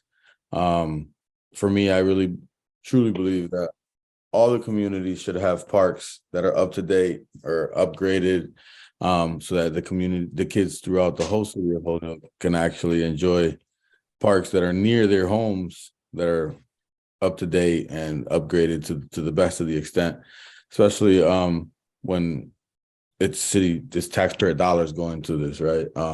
So for me, like, whatever the steps are taking to get this, whether it's just a small park, whether it's doing the survey so that we can do something larger, I would vote in favor for this project and other ones within these neighborhoods, because they don't fall under CDBG, and because they don't fall under CDBG, they'll probably never get touched and they'll probably never get renovated. So this may be the only way to do this. So for me, I vote in favor of this project. Move Can I to make a approve. motion to approve it? Oh, Well, I'll Punch it out. second it. I'll second it. Okay. Oh, motion and from, did your motion include the contingency, or is it just? you mean about the historical yeah. involvement? Sure. Yeah. Yeah. Okay, thank you. So that up to $32,500 for the Jones Point Park Master Plan, seconded by Mary Moriarty. No, it Oh no, was it a motion by was you, Helene seconded and I by- seconded. Yeah. Helene and I seconded. Okay, perfect. All right, roll call vote. Helene Busby, Yes. Nathan Chung, Yes. Michael Salcetti, Yes, Mary Moriarty, Yes. Maribel Ortiz, Yes. and Israel Rivera, Yes. and Meg McGrath Smith. Yes. Okay, so what that looks like. So out of a starting budget of 883, 541.27, these are the projects that we are recommending to City Council for funding. We'll have recommended $579,400, and we'll be rolling over $350,141.27 for FY24. And like I said, that makes me feel really confident, because I know a lot's going to come down the pipeline next year, as we continue into, phase 3 of different projects that we're going to keep sticking with and supporting over time. And also knowing that we're spending this money on the master plan for Jones Point Park, I, fully expect there to be then asks for implementation in phases, right, moving forward from that master plan. Similarly, the Wistariahurst engineering study. I also think that the Pulaski Wall study that we had requested 2 years ago also will move forward one of these years, right? So sort of knowing that sometimes we're setting things up, knowing they're coming down the pipeline in the next few years. Okay, really quickly, we're gonna do the really exciting work of looking at contract terms. Of looking at what? Contract terms. Oh. So So shall I share screen? I have it up. Yes, if you want to. Yeah, I was going to navigate to it, but go for it. Okay. Can everyone see this? Mm-hmm. So these are Yes. the standard terms that we have used in the past. Amy, as you go through each project, I don't know if you need to name every single piece of it, but if Okay. there's something that I think is Yeah. unique or is deviates Okay. from the standard, could name it. And then we Okay. also could name if we have other things that we want to make sure are included. Yeah, I was thinking also, if you want, I could add this to the internal page, but because I actually looked back at links to previous contracts so people can see what the previous contract was. So if people wanted to later, they could, for example, Anniversary Hill in its first column, you can look back at the FY21 and the FY22. But anyway, yeah, so this one is looks pretty simple and will be similar to really just like the ones before it. There's no need for a CR because it's underway right now, actually. I've just asked Yoni for an update on that. There was some delay on the state for it, but that's a restriction, the conservation restriction that is required for any acquisition from the city. And then, for all of these we require, I'll just go over this because this is, then I won't have to repeat it later. For most of these, it's usually a 3-year period or 36 months under deadlines to complete the project once the contract is executed, after it's been signed off on. And then there are quarterly reports that are due, which we started doing for these dates that I have here: March 31st, June 30th, September 30th, December 31st. So then they either have a final report or the last of the quarterly reports, if it falls at that time, can count as their final report. But it has to include some kind of visual documentation. And then for extensions, we always say that recipient may request and the Holyoke CPC may, in its sole discretion, approve an extension to a specific date the committee considers appropriate. But since there's a 3-year ballpark, hopefully there won't be too much of it going back and forth for that. Plus, we now in our recommendations make clear that that would be up to the committee to decide about extensions, so it doesn't have to go back to city council each time. And then this last column is other conditions. So we always have, or usually have a CPA signage requirement that they have to cover the cost for and agree to display a permanent approved CPA sign. And also have a temporary sign, which I provide, although I'm having trouble getting some of them back. So I might have to order more to be made. And then disbursements for city projects, all of these but one are city projects. So they're pretty similar. The way that it works is I can pay the vendors directly if the person managing the project sends me the invoices and explains what work was done, all this stuff down here, a cover letter, documentation of the work performed, and so forth. Then for city projects, I can pay them directly. And sometimes what we decide to do, and we've done with the department, anyway, sorry if this is too much detail. Shall I move on? Yes. Okay, I'll move on. All right, so then, yeah, so the Glowtech woods would be very standard. And I just asked whether you would want the same deadline period, because this is I think this project is smaller because it's 46,000, and I just wondered if you still wanted the same 3-year period as the one from above, or what, I mean, that's kind of what we have done as a standard thing. I think we should stick with this, what we've done for a standard thing. Give it the 3 years. I mean, it really should be much shorter, but what the heck? What if something goes wrong? I don't know. So I think stick with the standard. Okay, I'll assume everybody agrees with that, unless I hear otherwise. And yeah, so everything else on this one is the same. Let's see. And then the next one is the Jones Point Park. And again, I had the same question because this is a smaller project but then again, it can take time, doing a study. So I assume you'd want that also to be the same 3-year period as Keep it the correct. s- Yeah, keep it the same. Okay. And then you just mentioned something about a historical contingency. I'm not sure exactly what that means. Can somebody maybe provide some language for me on that so I can work with that in the recommendation? Not sure exactly what you mean by that, the historical contingency, or Let's see here. Okay, so the motion was for 30 to 750 for a survey, excuse me, not a boundary survey, and for a master plan.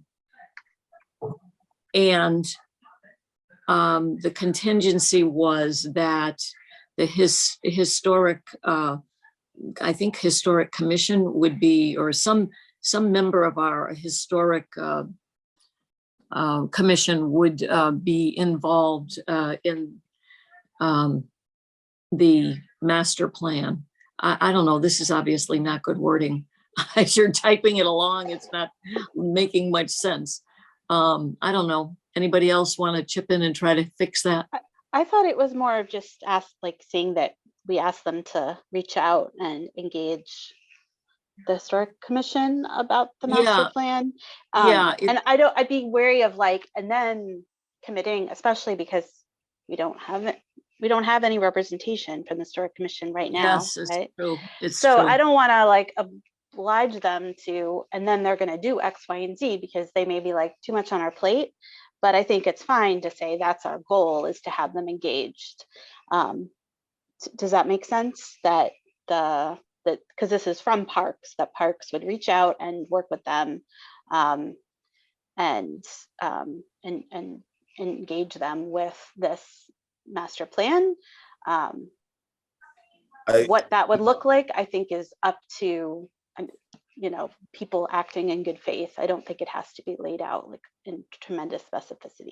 So that would mean, for example, they would, that they would just sort of get a say or get weigh in a way on what should be included in the master plan that gets commissioned by somebody. Right, that Well, it would be part of the opinions that were generated. The master plan will go to Parks and Rec, right? That's who's going to do something with this. So I think the historic contingency piece is just, I typed it in, hopefully that names it. So in the public meeting, we had talked about the stakeholders group, including a member from the Historic Commission or a Holy Preservation Trust member.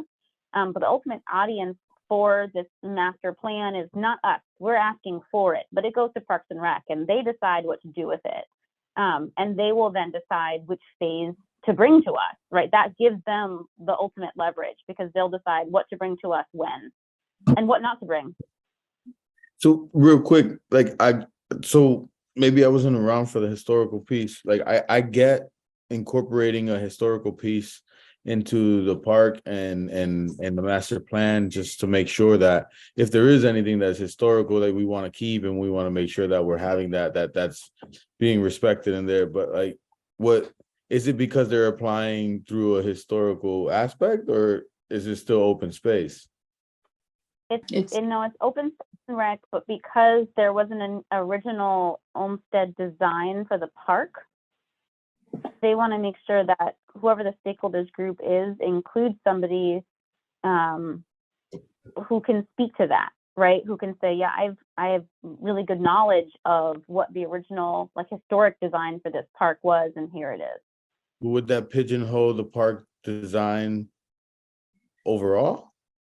Because what if we can't find someone? I think it's just having their voice. I don't think it says it has to follow it, but someone who can actually speak to it and say yep, this was what it originally was, just to give you an idea of what originally kind of had been dreamed for that area. I guess I would want, I feel comfortable with obligating Parks to engage and reach out. I just, at the moment, I'm not quite sure what's going on with the Historic Commission, and I don't want there to be some sort of slowdown where if they don't get a response because of I just don't want to obligate someone who's not it's here. I think the reaching out and it's saying, it's going to come from the Holy Preservation Trust. There are very specific people who want to be involved. It's not the Historic Commission. okay. It's folks who, like, this is their specialty, right? They just want to make sure that, like, we are reaching out and including those voices in the process. I like what you've written there. I think what you've written there is not overly committal. I'm I just think that's a afraid- good thing. I'm just afraid that if public voice has a lot stronger voice than whatever that is, that might cause a barrier. Because if the community speaks and it speaks to something different, then it could possibly have barriers in the future. But I mean, I don't necessarily live in that area, and I don't use that park anymore right now at the moment. But if I did, I think it's a weighing in. That's what I like, just if having people with that's what that it knowledge is, to if that's weigh what it in. is, I like, that's cool. But like, Yeah. if it's, oh, well, we need to get approval because of something, then No, all right. it's not I wouldn't approval. be for The that. stakeholder group, I'm looking through the application now to try to find the language so that I can read it. Because it names, they're going to have a stakeholder group that would discuss, conceptual alternatives and budgets at the beginning, before then they then create a master plan with options to then share back in a community meeting.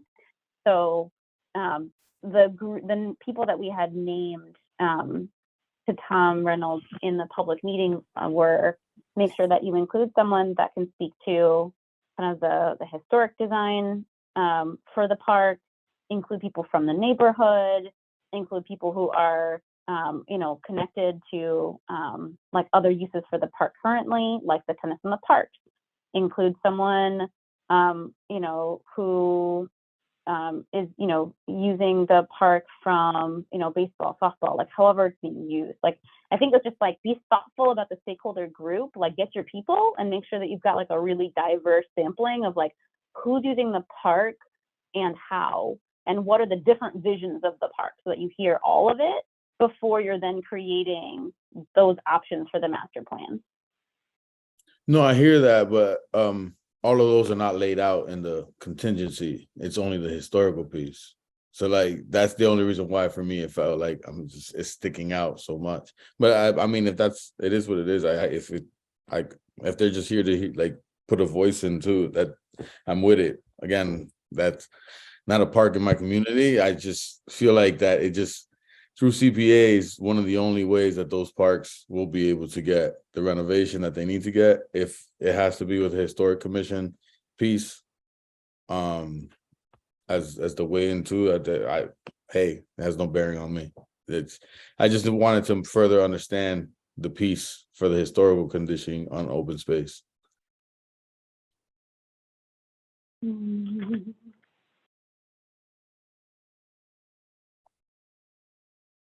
Like it could be something like that, so it's more broad. I don't think it actually needs to be in the contract terms. I just think it needs to be like, here's our advice to Tom Reynolds and to the company as they're making the group.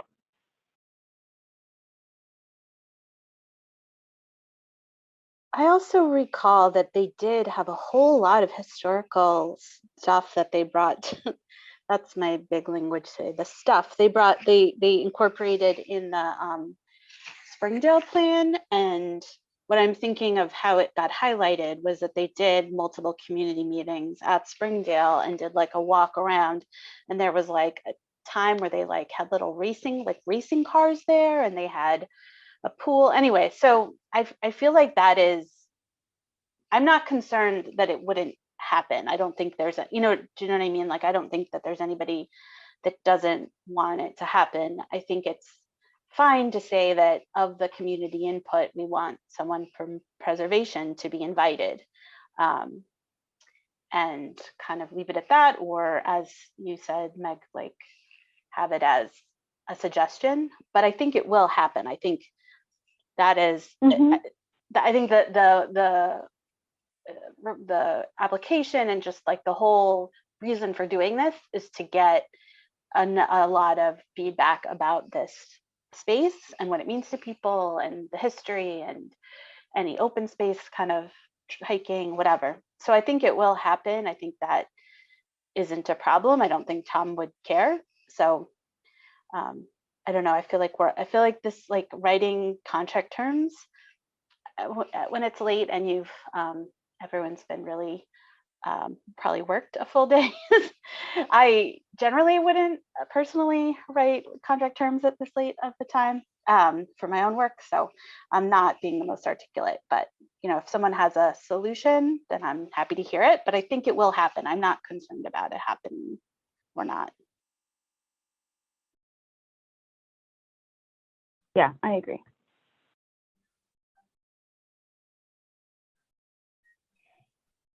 Okay, Amy. Yeah, just so I heard Mary say that the amount was up to 32,750, but I had heard 32,500, and that's what we have up here. Is that correct? Yeah, I put the correct. Yes. Okay. Yeah, I'm sorry. I apologize for that. And so now I know you just added this language here, but are you saying that this should not then be actually in the contract? But just, I can make a note to myself that I should just discuss this with him. I mean, it's easy enough to include it. I think we've made it broad enough that it makes sense. To include it, okay. All right. So I can include Vote on that. that, Madam Chairman? Are we going to vote on that change in the contract?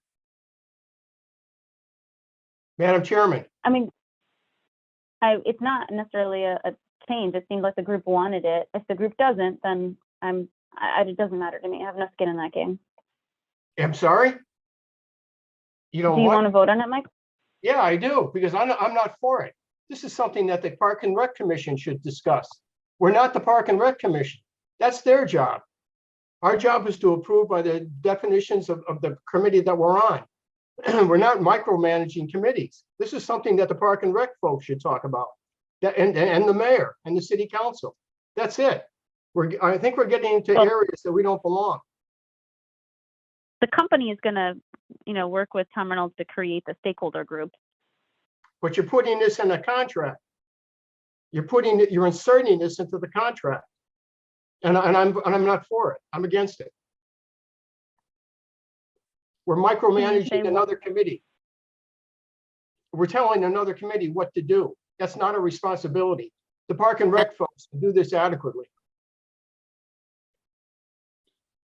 I don't know. I mean, we make specifications to a lot of projects that come to us.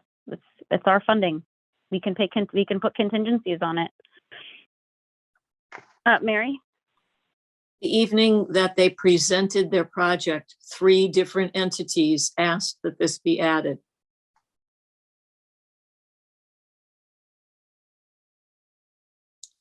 The Friends, the Historic Commission, and individuals asked that that be added.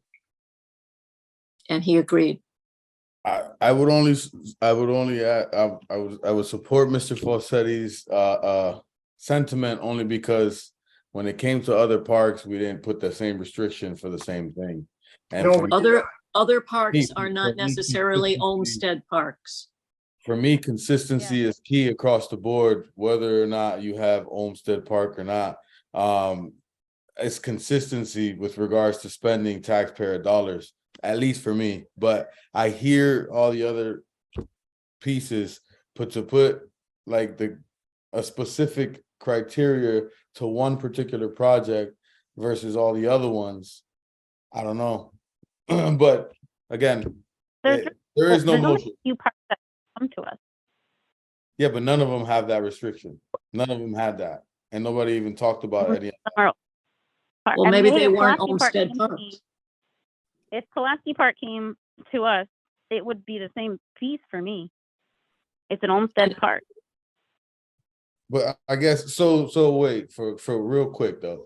So if someone applies for a park for historical context, could they apply in the historical pot? Yes. Park? Only if they're continuing historic features that So they should be. they are So then for preserving or Olmsted, right? preserving. So then for This part's a Olmsted, they little would be different. continuing.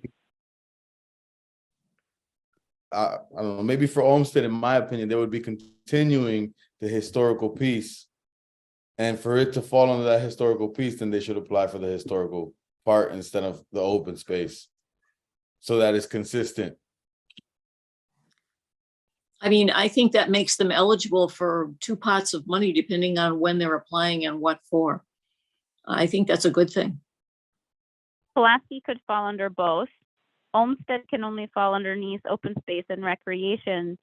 Jones Point Park can only fall underneath open space and recreation because although there was an historic design that was proposed, because of the Great Depression, it was never enacted. So then it's Right, not the funding historic. fell through. Right, that's why it's underneath open space and recreation. I think the fear that's being named here is that somehow one person on a large stakeholders group is going to have an outsized voice that would force it down a path that Parks and Rec doesn't want it to go. And I just think it's important to have someone in the room that can just share what the Olmsted plan originally was. Also, I think maybe people in this room don't know what it was. I am really familiar with it. And it was a pretty exciting design. I think that will create some interesting pieces that the design firm may want to consider as an homage or as a, in respect to this plan that existed at the time. I think it just opens up different possibilities. Do I think they're going to take the Olmsted design and then do it? No. And in fact, they can't because of a variety of factors, including the fact that now we require parking. We're not going to get there by a trolley, because now we already have an existing tennis court and we have a different relationship with railroads than we did, in the 1910s. So I just want it's okay to have a voice in the room. And I think that's all people were requesting. I think that, to Mary's point, people requested it, and that's why it came up and why we're considering it. And I'm not against it. It's just that I feel like the voice could be in the room regardless without it being on paper. That's just like, cause I don't know, but like, whatever. We just move on. I'm cool.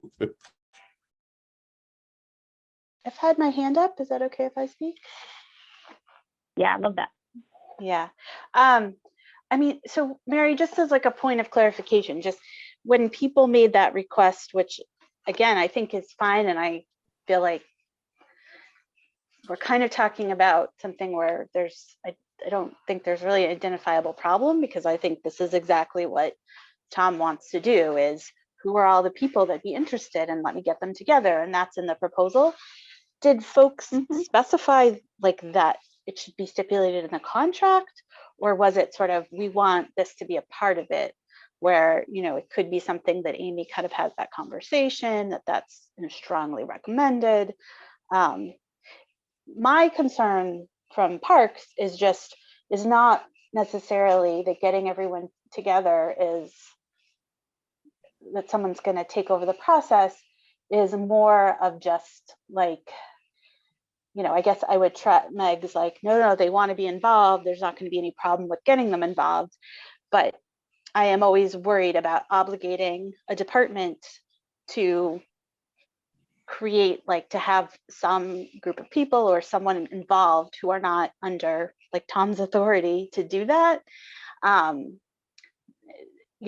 But I'm okay with specifying there has to be the reach out and the invitation and et cetera. But I guess going further than that is just seems like it a little bureaucratic, and it could potentially cause an issue. But it probably won't. Like, this is all probably kind of not necessary, because I think all of this will happen no matter what, because I think that's genuinely what this company does. And it like they love working on historic parks to kind of take the old and new together.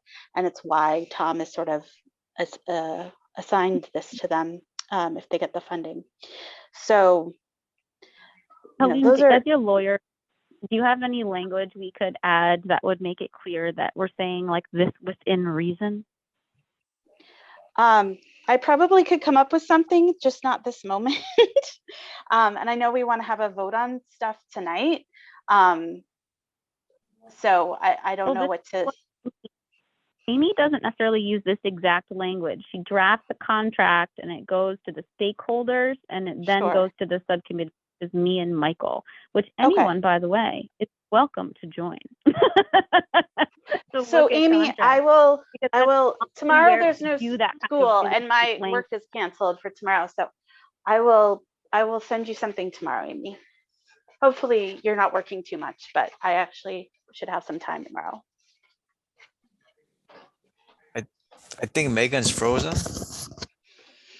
No, Not for me. Before. not on mine. Okay. Can you hear me, Nathan? Yeah, now I can. Yeah, it was Okay, just on good. me. All right. Okay, so it sounds like we have Michael not in supportive language, Israel not in supportive language. We're divided. Do we want to have Helene send a suggestion on sort of mitigating the language so that it's clear that it's, a suggestion within reason? And if she does that, then, based on that, are we willing to move forward? Or do we want to have a vote on just stripping it? I'm in favor of Helene sending the suggested language. And then the subcommittee would discuss it and then because if we have to vote on all this. We're going to vote on this as these are basically bullet points, right? Like all of this then becomes actual language in a contract, right? So we're going to vote on this tonight and then Amy will work on the contracts and then Michael and I will meet on the subcommittee. And again, anyone is welcome to join the subcommittee if they want to go over contracts with us. Can I just jump in for a moment? Because that's usually the way we do it is first I draft the recommendation to city council and then I work on a contract. So just wanted to make sure people knew that. Yep. Do you want me to continue? We have time. Yes, please. It's 8:09 and I thought we were going to be done with this 15 minutes ago. Yeah, okay.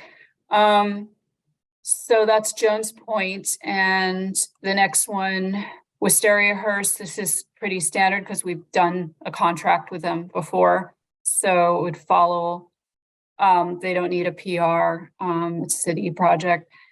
And they already have a permanent sign. So, and they've left room for acknowledgement. So that should be pretty simple.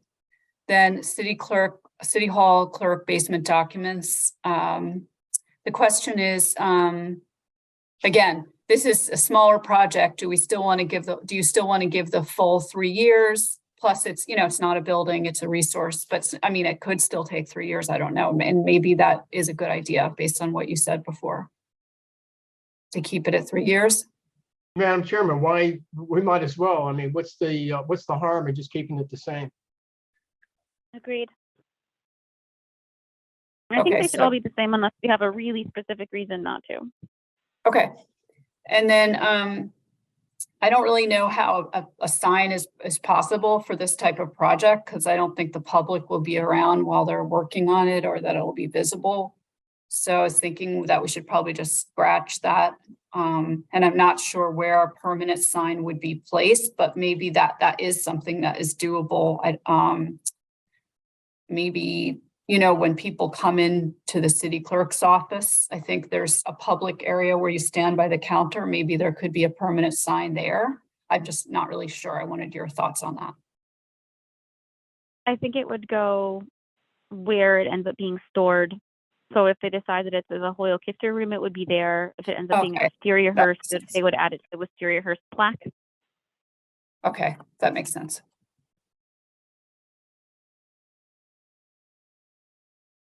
All right, and then no temporary signage.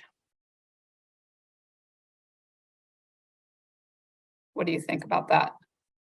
Could temporary signage just go into the clerk's office of like, hey, we're in the process because we don't know quite where it'll end up, and it probably depends like what the condition, you know, who's best to take it. But it seems like a cool opportunity to just make it clear like how invested in all these parts of Holyoke and the history this CPA money can go. So I don't know, that would be, I guess, my. The only thing is I think we need to create a very different type of sign, because what we have is banners that it just wouldn't really I'm make thinking sense. like poster, half a poster, like not a, you know, something that would go within there. Just a little explanation that I could even draft, that they could be maybe laminated or something. And Just tacked to, up there. Yeah. just to sort of tell the public about it. Mhm. Okay.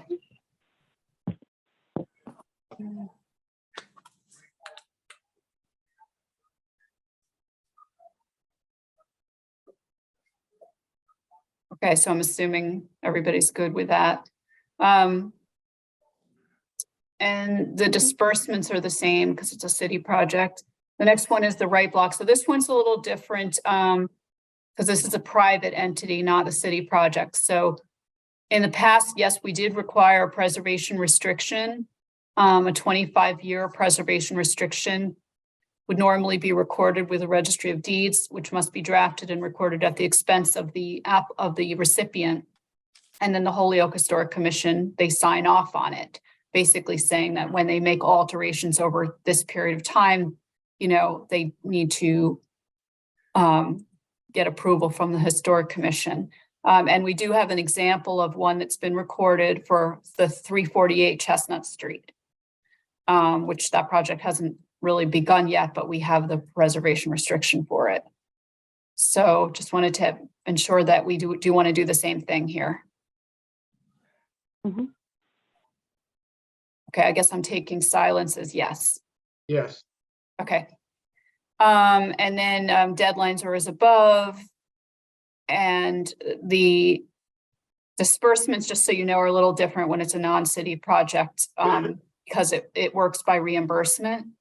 So after the work is done, the invoice is sent to me, you know, by the person who's managing the project. So for like Vadim for the right block, and then they send an invoice and I'm able to then pay them back after they've paid their vendor. But sometimes if that's a hardship, we put in this thing for an optional disbursement system where I would be able to pay the vendors directly after the work is done, but that hasn't yet, nobody's chosen to do that yet. So that's just sort of a standard thing that's put into the contracts. Okay. Yay, we made it through contract terms. I just want to say, in a single meeting, we got through voting on all the projects and contract terms. One year that took us 3 meetings. Thank you, everyone. Helene, did you want to say something else?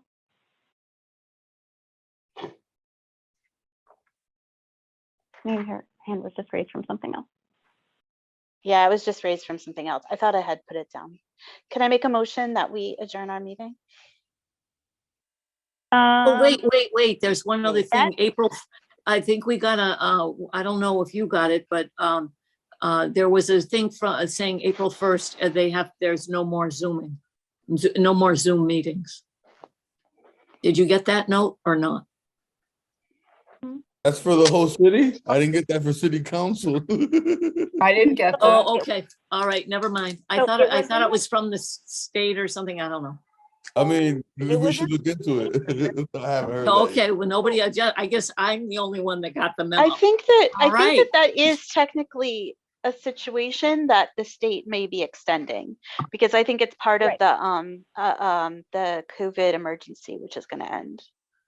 So Yeah, so I just wanted to name that we just don't know that yet.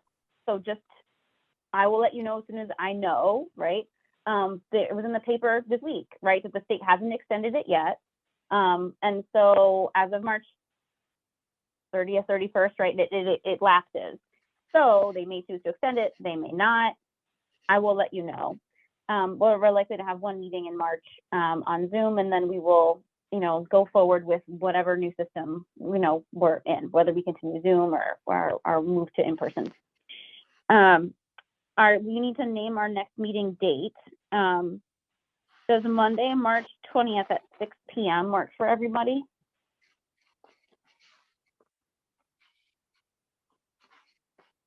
Yeah, Works for me. first day of spring.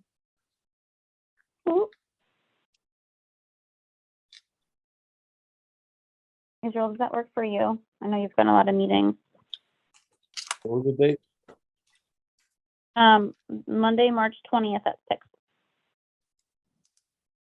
Well, right now it looks open. So, Ordinance the takes next- over, I got no control over that. yeah, I'm hoping that the next meeting is not very long. We will just be updates on current and past projects and updating on the process of these projects being presented to City Council. I'm also presenting at Finance on Wednesday this week, like a CPA over 5 years review, along with some budgetary information. And I'll share information in terms of what comes out of that. There is a potential ballot question for reducing the CPA surcharge from the 1.5% to 0.5%, which would have some ramifications for our committee. So I will be presenting the ramifications of that at Finance. I'll make sure I send out the slide deck to you all, along with the video recording when it's available, so you can watch it if you want to. It's a little bit different from the work that our committee is directly doing, but I think that it makes sense for folks to be aware of it in terms of just sort of what's happening with that moving forward. The latest the City Council could decide to move a ballot question forward would be early September. So we have some time knowing if the ballot question ends up happening or not. Would it be helpful for us to attend the Finance meeting in support? I mean, we'd all have to zoom in on it. Yeah, of course. Anyone is welcome to attend the Finance meeting. I don't really think there's public. Is there really public comment in Yeah, subcommittees? yeah. So you can ask for public comment if you wanted to, or you could submit a letter to Finance or to the City Council as well. One of the biggest pieces, and you'll sort of see it in the slide deck that I'll send around, is because we're capped at 5% of our budget for admin, if we are reduced from a 1.5 to 0.5%, it'll be almost impossible to have a staffer. So that affects our committee in a lot of different ways and would burden a lot of city departments who would then have to pick it up, and we'd have to work with them to figure out who could do what for us and follow up on them to make sure that those things that need to happen. So there's a couple ramifications for us as a committee. So I'm going to share it with them at Finance so that just, them and they can then also represent it to City Council, can share the ramifications of if they choose to move that forward. Which night is it? Okay. Which night? That's at 6 o'clock. What night? Wednesday at 6. Okay, I see. And tonight at Charter and Rules, they were actually talking about to put it on the ballot. Yeah, it's in both committees right now. Yeah. Okay. Thank you everyone for your due diligence with reading the applications, all the public meetings, scoring them, coming to this meeting. I appreciate you. Next meeting, we'll be doing updates and tracking them through City Council. I'm also working with the Springfield CPA chair to hopefully have them come in either at this next meeting or the meeting after that to share their homeowner project that they've started. So similar to Cambridge, which has a program where homeowners can apply for repairs to and restoration of their homes that are historic. Springfield has, like I was sort of waiting for someone locally, right? Springfield has bit the bullet and created their own and is experimenting with making that. So I'm hoping to have them in soon so they can share how they set up their program and how it's going so far this first year, just so that we have that knowledge if our committee decides to go that route in the future. All right. Anything else that anyone else wants to say before we adjourn? Okay. Yay, we made it. All right. I'll make a motion to adjourn the meeting. So moved. Thank you. Okay. Bye, everybody. See Thank you you. Bye, on good night. March Bye.